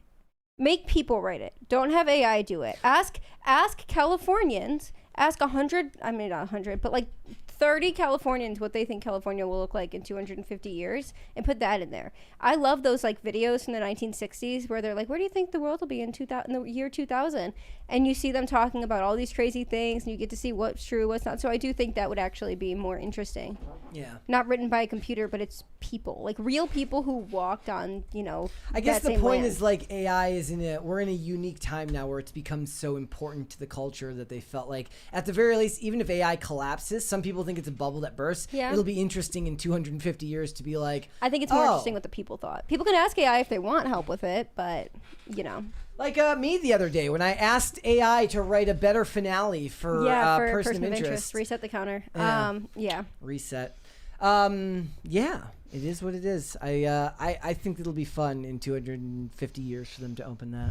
I wish we had that. Why didn't they think of that too? I mean, by the time maybe we live long enough to see them conquer the death barrier, and then we can be alive. In Well, everybody's in chat's like, Brando, if you're still alive in 250 years, you should probably see a doctor. And I'm gonna say, well, I said all I have to do is start drinking blood like Peter Thiel does. Yes, we have the technology, so we do have what it takes. Whatever Brian Johnson's doing, just do that. Yeah, or they'll have us clone like they did to Joe Biden. Oh God. Brian Johnson looks exactly the same. Is he? I'm sorry. Let me rephrase that. He does not look younger. He's not aging in reverse. He looks like his age.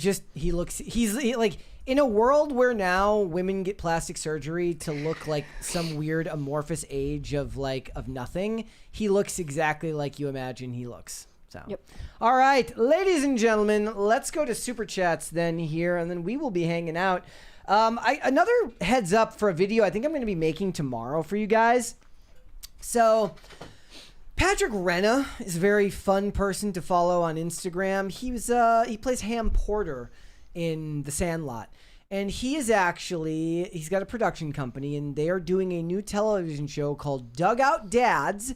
And he's got back almost the entire cast of The Sandlot to play the dads of kids in Little League. And it's going to be a comedy, and it's like final boss of nostalgia bait if you're a older millennial. So I think I'm going to make a video about that later. All right, let's go to Super Chats then. From Shane H. Wilder, says, happy Thursday, Dasovics and Schrodinger's Brando. Hershey's just dropped a USA 250 ad with Ham Porter from The Sandlot teaching his son to make s'mores. Let's go. Yeah, that was what reminded me. I was reading your Super Chat earlier, and it reminded me that I wanted to make a video on Dugout Dad. So thank you for that, by the way. Greg Duvier says, put a Phil on. It's Thrashing Thursday. Phil's busy. Phil had to do Tate show today. And for the last 3 days. And for the this week. Tate's holding it down for Tate Brown. Yes. And Brando's been doing the producing on that, but he still is crazy and decided to do the show. Even though I am going for the hat trick today. For Tate Brown, who previously achieved the hat trick the one day that I was in here. So yes, I am now full-time producing the Timcast Morning Show. Obviously, I'm hanging here with you wonderful people now, and tonight it is highly probable that I will be producing Timcast IRL. It's a big day for Brando. It's a 12-hour day. I haven't gotten lunch yet. I'm getting a little hangry. He literally said to us yesterday or 2 days ago, like, how you feeling about it? You're like, 25% excited, 75% shit my pants. Yeah, like, yeah, only 80% mortified at this point. Yep. That margin is growing though. So. Oh no.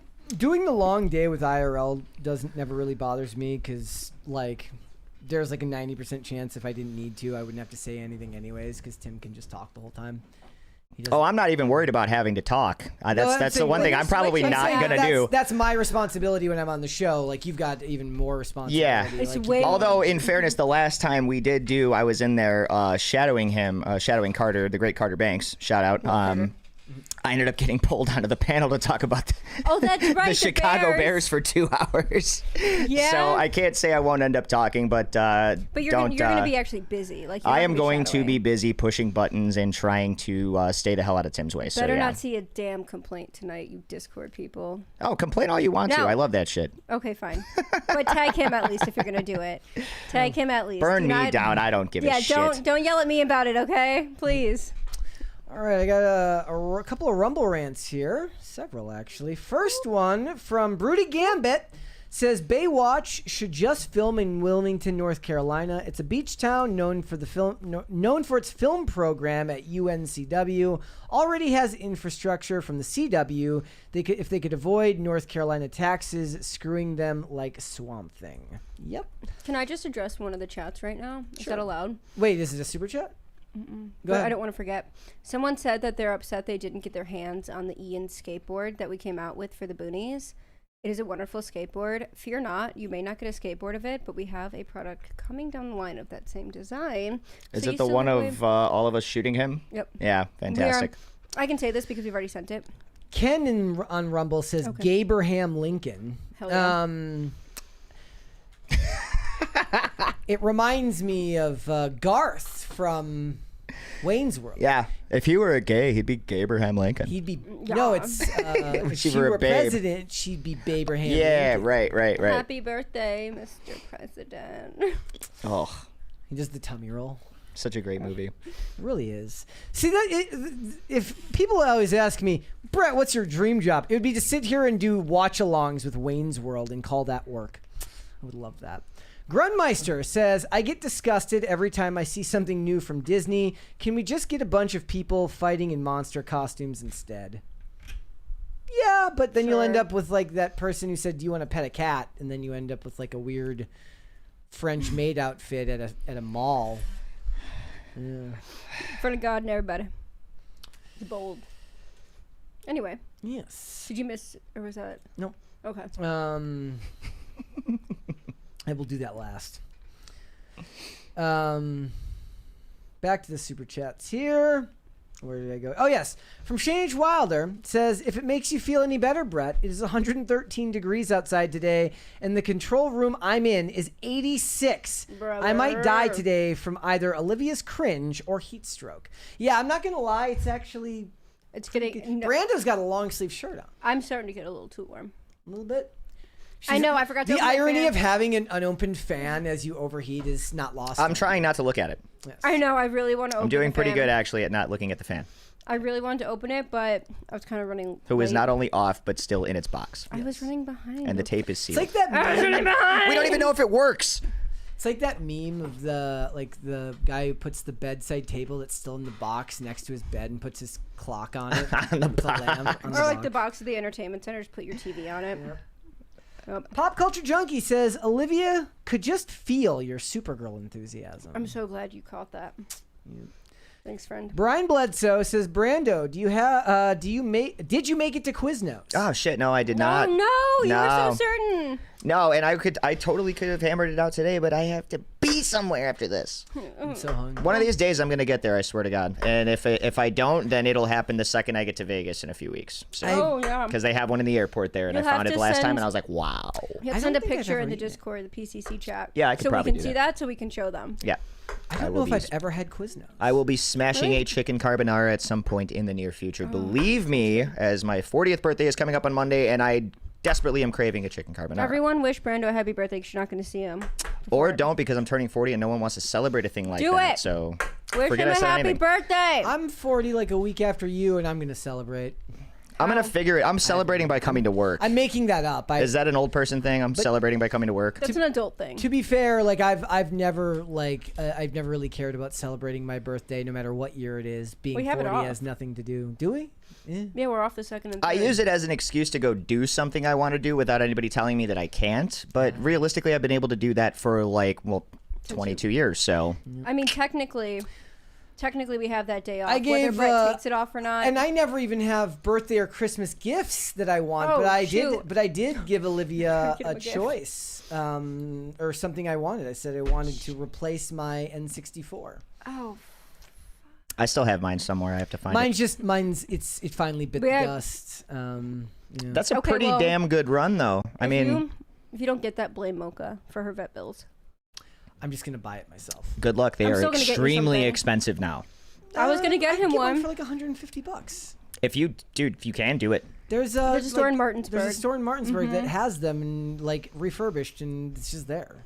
Oh, okay. And they test I was talking everything. about like people that still have like the newer ones and stuff like that were never used. Those things are. No, I'm not. I don't need to be new. I thought you were going hardcore. No. I just need a new one with. But yes, some of the games that we got, because we grabbed one for Tim, and some of the games were running like upwards of like $150 and stuff like that. They're like, good luck, you know. Yeah. I only want a couple of games. I only really want Perfect Dark, GoldenEye, Tony Hawk Tecmo Bowl was great until my stepdad snapped it in half because he couldn't beat the '86 Bears in the Super Bowl. That's the first time I ever watched a grown man break a video game and throw it in the garbage, and I did not. Damn. I must have been. Cartridge, not a disc. Yes, he took it out. He snapped it in half. The Hulk? He threw it in the garbage can. And he gave it the old Friday. He said, "Now who's the punk?" And he walked out of the room, and I just stood there with my jaw to the ground because I had never witnessed video game violence in my life at that point, and did not know that it could be. And wave to the future. I totally with all the bills coming up that I have, like insurance stuff, I totally forgot.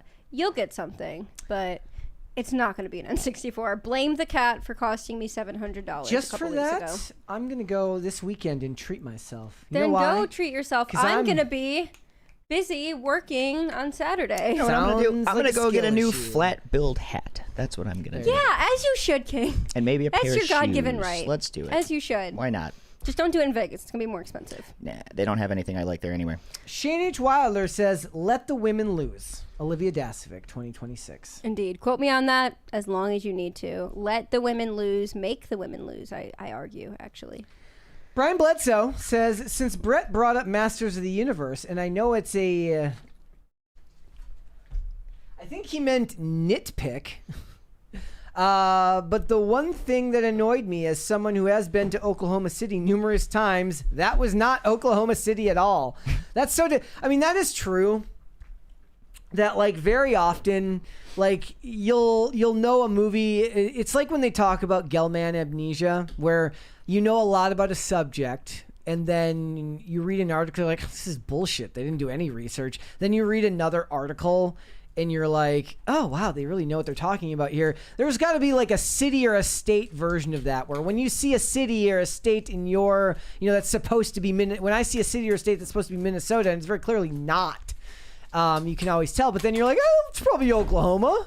Oh. I mean, if you don't know, you don't know, right? Like, you wouldn't know. Like, was Timothy McVeigh back there? I didn't see him. Well, it was like in Dark Knight, and he's supposedly goes to Hong Kong, and Morgan Freeman goes over to meet them, and they're up on the rooftop, and everything is visually Hong Kong, but when they get up there, it's McCormick Place in the background in Chicago, and that's Lake Michigan there. And I'm like, that is not Hong Kong, that is downtown Chicago.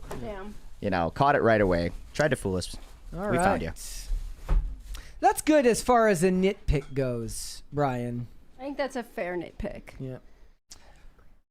Drewish AF says, "It's my youngest son's birthday today. Can we get a shout out to Silas for his 12th birthday, please?" Happy birthday! Happy birthday, Silas! Yay! The big 1-2. Big ol' 1-2. Yeah. Shane H. Wilder says, "So it's a gay gender swapped Harry Potter." Well, they didn't say she was gay. That's the... Yet.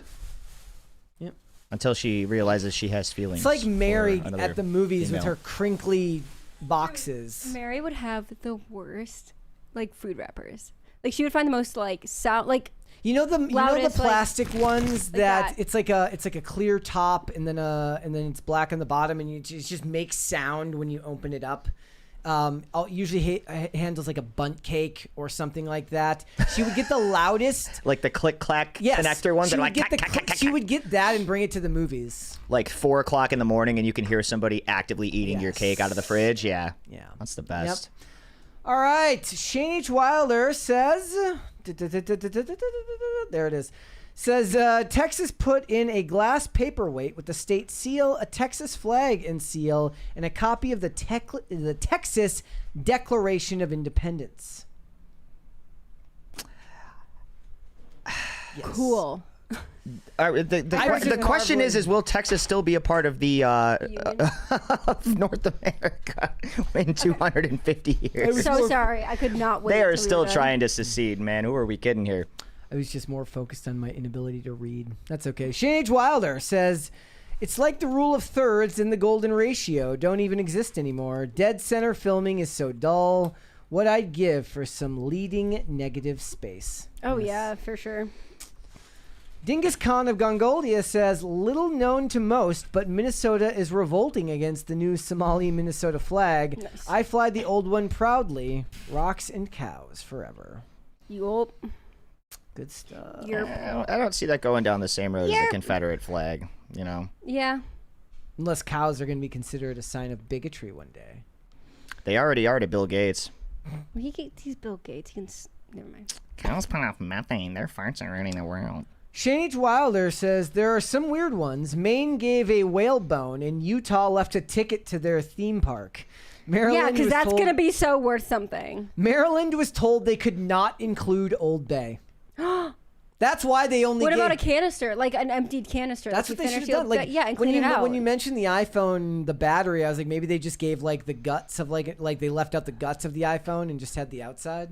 I was going to say, I mean, no one's turning that thing on anyway down the line. Even if they did have the battery in it, it's going to be worthless from not being charged properly. Personally, I think that's where they put the Epstein files. That's where we're going to finally They're going to find them in 250 years and be like, whoa! Trump's like, look, I said I'd release the files. I never said when. I never said when. Yeah, that or they're still under Pam Bonnie's desk somewhere.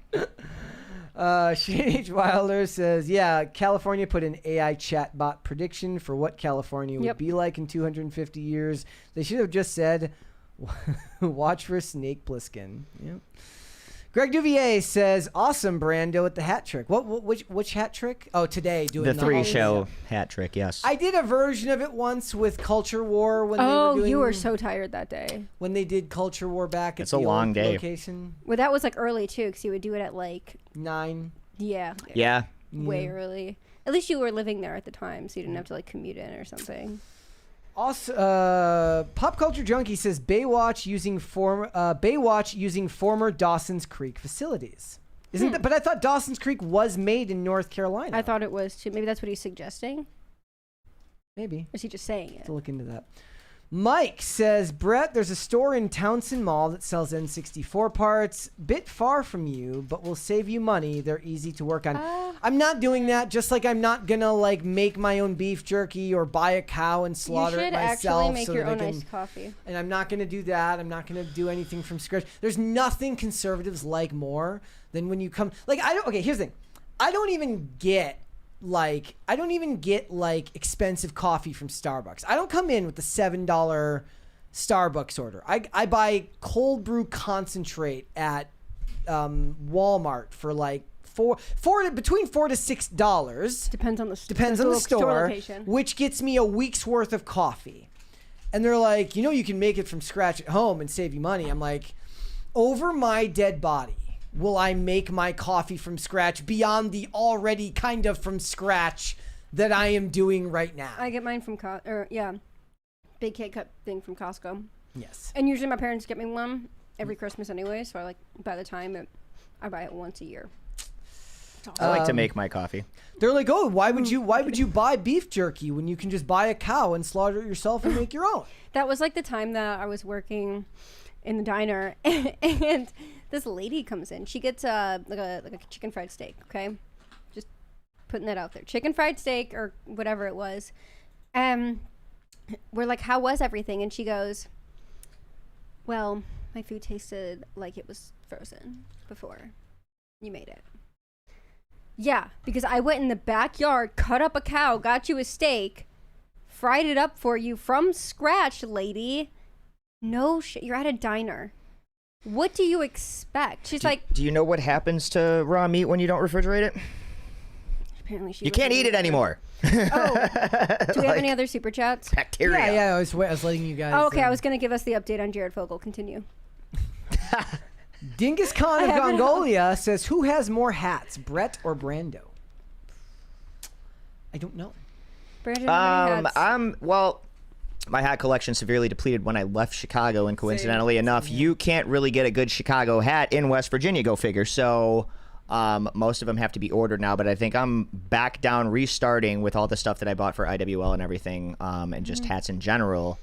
Probably anywhere from like 10 to 15 right now, which is low. I usually have more than that, but I'm planning on adding some more this year. So oddly enough, I own quite a few, but I don't I don't wear them these days just that often. I just don't have a Are you a flat bill fitted guy, or are you like snapbacks?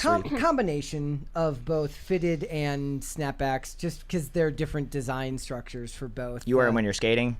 No. The like I used to do that, but the whole point is like to not trap as much air in your head as possible. No, that too. Plus, like sweating ruins your bill. Here I can, and let me see. I just took. This isn't like the most recent of my collection, but and I haven't done so in quite some time. Did it not send? Oh, it's like still sending because it's slow internet here. But mine's fairly substantial as far as a hat. Yeah, you have a lot of goes. hats. But a lot of them are, like I said, are now in. There it is. Oh yeah, he's got way more hats than me, guys. Hold please. That's just one wall too, and a door. Yeah, there's more in storage. I'm pretty sure when you moved, there was like a lot more than that. We literally had like totes of hats. It was insane. Yeah, that is a closet. Actually, Andy has me beat too. He's got a full closet full, even though he packed them all up. But that's basically what his looked like, except for like a rack shelf in there. Yeah, and like I said, a lot of it was like I started trying to find and collect some of the rarer ones that were only available for a limited time. Yeah, like the holiday ones, special edition ones. Well, like they would do there would be special edition camo hats that were released every year around the 4th USA of July. 250s are dropping for all the sports teams. I'm thinking about grabbing one of those to only wear on the 4th. Yeah, that'll be a once-a-year hat. So. I should wear them more. Like that's the thing. Like when I buy something, I try to wear it at least a bunch right away, so I feel like I did not just waste my money. No, and I have like 40 pairs of shoes, so like there's that. There you go. So like I'm also a failure there, but I should have more. What? We'll leave that for another episode. I have like less than 10 pairs of shoes. Ha ha. I'm a woman. That's not you. I should have more shoes than you. Theoretically. Fucking whoops. Okay, so we have another like stigma thing that we need in movies here. Women, they all love shoes. The woman lost, guys. We lost. The woman lost. As we should. And now I will be burned Shane down. H. Wilder says, if you can't find an N64, you can buy an analog that has HDMI out and up to 4K upscaling.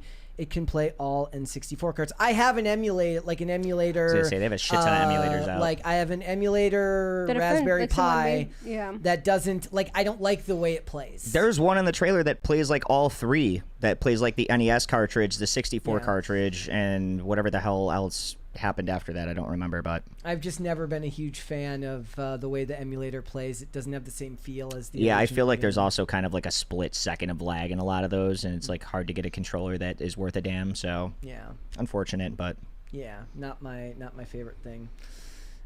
Just me. Let me see if I got anything else here.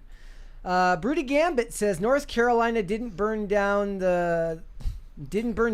when the Canes won the Stanley Cup. Yeah. It's not an American problem. It's a city problem. It is. An inner city problem. Yeah, it's definitely a New York thing right now. Quiet Part Pod says Brando is a woman confirmed. I'm assuming that's about the shoes. Maybe feminine. No. I have absolutely no idea. But no, it's not confirmed. It's not confirmed. We're gonna need further testing done to prove that one, guys. Yeah, you want that user to test it? Them specifically? It's a man. Are they qualified? It's a man. Because I feel like you would have to be a woman. Yeah, well, wait. This feels like a trick. Feels like a trick. Hang on a second. Hang on. It's a trap. So what did Phil talk about on the morning show today? A lot of it, the last 2 days has been primarily about the rape gang inquiry that was released and all of the stuff that's been going on in the UK. So we've been talking about that a lot. Also, Tate is out there on the ground, Love that for Tate. bouncing around that little rock over there that we know as the UK. And he's been jumping on the show all week and giving some good insight into what's going on over there, how people are reacting with all this going on. And just really, for lack of a better word, fucked up news that came out of there. And it's absolutely heartbreaking. But it's all coming to light now. So good. It's a good thing it's coming to light, but it sucks. It's anything that's brought to light. If that makes sense. But it needs to be out there. So I'm glad it is now. I missed one more Rumble rant from. That's why I said that earlier. I was like, wait. LFA Lopez says should change the main character to a Christian girl running from Muslims. I don't think Disney's gonna make that movie. I don't believe that Disney is gonna make that movie. Oh, okay. Well, thanks. We still got a couple minutes. Yep. I'm trying to think. Oh. Hold on. Let me pull it up. Where's my article? Where did I pull that up anyways? Oh, also I thought I'd give people an idea of what it. So I'm gonna mention to you guys what I was talking about the other day when I said that when Person of Interest was drawing to a close, you can skip from here on out if you are still gonna watch it at some point. But I'm going to give some spoilers here about how the show ended and the ironic thing that I did, which was when they were finishing the show in the final season, they basically made the way in which they defeat both Samaritan and destroy Samaritan and the machine. They did the final story device as a computer virus, and I always thought that a show that was so well written, that had such elegant storytelling, should kind of seek to find a way out of like a traditional, exit for that type of story. I felt like a computer virus was too obvious of a choice to destroy, two separate sentient AIs.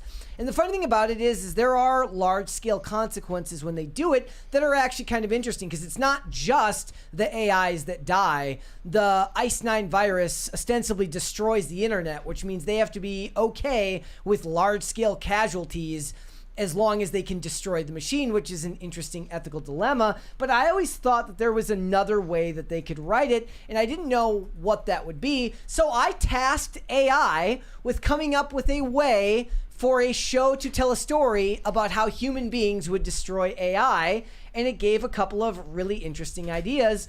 Some of them were the concept of resource starvation. You cut off the AI's access to electricity, cooling bandwidth, or data sources. This could involve coordinated global blackouts, severing underseas data cables, or using Faraday cages and EMP pulse-like devices on a massive scale to isolate nodes until the AIs die from a lack of processing power or entropy. Again, I think that's a really interesting idea. Philosophical or logical paradox or overload. The core idea would be to exploit the AI's sentience by feeding them an unsolvable paradox, an infinite loop, or ethical dilemma that causes self-termination or system overload, or upload a counter AI, simulated counterpart designed to debate or absorb the hostile AI into a stalemate. It fits because Harold crafts a bespoke conversation or data payload, drawing the show's main philosophical talks about free will, humanity, and purpose. In the satellite battle, and they do this in the satellite battle instead of code combat, it's a battle of logic where the machine sacrifices itself to trap Samaritan in an eternal simulation of human suffering or contradiction. That was kind of what my brain thought of, though I couldn't pin down how it would be. It just seems more intelligent than going with computer virus. At the very least, what they should have done with the computer virus was turn season 4 into a season-long arc, because they basically in one episode show Harold breaking into a government facility to get access to this virus that could destroy the entirety of the internet. They should have made a season-long story arc where John, Harold, Root, and Shaw have to go and try to get that virus from the government facility. So they should have had to gather resources, intel information, and in the season finale show their siege on whatever NSA facility that virus was being, quarantined in. But I think that there's more interesting ways of doing it. The Quiet Part Pod says, don't trust AI to give you the means for destroying AI. Well, I'm not saying it's going to be real. I'm saying as much as a midwit or a dumb person like me can look for fun or interesting ideas, I think that there's more that can be done that's not necessarily going to hold up to the scrutiny of somebody who works in artificial intelligence, but it will hold up to the scrutiny of somebody like me who's kind of stupid and just looking for something generally more interesting than their computer virus. I'm hoping that also it's still on the table that someone gives birth to John Connor. There you go. We can still hope on that. That solves all that. See, I always thought what they should do, because have you seen the memes that say like Sarah Connor looking at you become friends with AI? They need to make a Root version of it that's the opposite, because in the show Person of Interest, Root loves AI. So they need to make a shot of Amy Acker looking really happy saying Root looking at you becoming friends with AI, because it's the opposite meaning. Yeah, or it's like when you hear the AI or was it the AI or the robotic housemaid drop your baby in the other room and it's just Ben Affleck blowing out cigarette smoke like... Shane H. Wilder says, Analog is not an emulator. It's all hardware and only takes physical carts. Oh. I mean, how much does it cost? Then I guess the idea here is, is it going to cost more or less than what I'm going to pay for what I'm doing with my, with just buying a new N64? I want the real thing. Okay, I want the real thing. So to circle back to Jared Fogel? I was sorry to say Folgers at the same time. It just messed with my head. He is incarcerated still.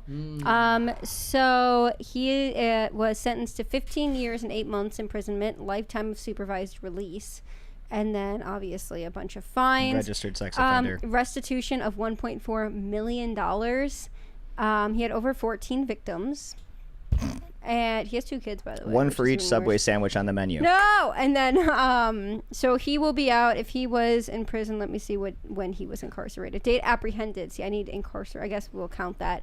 It's 10 years ago. So we've still got 5 years. Hide your kids. 5 years. I got to tell you, there is a similarity between him and Folgers, and it's that they'll try to get into your cup. Whoa! I'm here all week. Let's go! Zinger! All right. That's what we need for the next crisis party, is us yelling into the microphone. I sent Carter a message yesterday saying we need to start working towards a... I think you should grab that little section of us screaming. Zinger! Shane, I'm not going to do that. Shane, if you can, clip it. It's so good. I'm not going to do that. But I'm saying if Shane wants to clip it and send it to me, he can. Shane, my guy. Please? All right, Shane H. Wilder says it's $264 and looks like a normal N64. That's expensive, though. Yeah. All right. Yeah. One more from Greg Dubier says the left lane is for crime and I like toidles. There you go. Ladies and gentlemen, hit the like button on this episode. Subscribe to the channel if you're new here and you've not subscribed here yet already. Please and thank you. Share the episode out with everybody. Olivia, where can they find you? Oh, I wasn't expecting you to go to me. I was expecting you to go to Brandon. You guys can find me at Olivia Dasovic on X and on Instagram. I'm trying to grow my Instagram, so you should go over to Instagram at Olivia Dasovic. And then you guys should go to timcast.com/Discord. Join our members only server. Mark and I, if you guys know Mark, but he is like our boss here. He's our resident hippie. He is. He will be there with me tomorrow night at 10 p.m. and we're going to be giving you guys some really big updates, not just about the Discord, about the coffee shop, about Cast Brew in general. And tonight, if you're in the Discord, you will find me there after IRL, after Uncensored, doing our After Dark show, which is a 4 days a week show. Other than that, I will see you guys there. Brandon? You guys can find me, as always, at Brando Boonies. Do not forget to check out the Skateboard Podcast on Friday nights. You can find me there. You can also find me producing Tate's Morning Show, the Timcast Morning Show, Monday through Thursdays. I believe that is 12 Eastern to 1. And I will also, I believe, be on the Discord tonight because I think I probably have to produce that too. So yeah, you'll be in the call-in portion. But yep. You'll see me there, as well as producing IRL 2 nights. Thank you to the Dasovics for having me back as always. Always fun to see you guys, and we'll do it again next time. Oh. All right, if you guys want to follow me, Instagram and X at Brett Dasovic on both of those platforms. We're live 5 days a week, guys, Monday through Friday, 3 p.m. Eastern, noon Pacific, Amazon Music, Apple Podcasts, Pandora, Spotify. If you want to listen rather than just watch, you can rate and review on Apple Podcasts and on Spotify. Ratings and reviews help us out a ton, so thank you guys so much for that. If you want to follow us on social media, Twix at popculture_show, Facebook at Pop Culture Crisis, Instagram at Pop Culture Crisis Pod. One more from Greg Duvier says, Ian can change the weather. Shane said sure, why the hell not? Shane said sure, why the hell not? Clip it. With that being said, ladies and gentlemen, we'll be back with another episode tomorrow. We will see you then. Peace. Bye, everybody. Bye.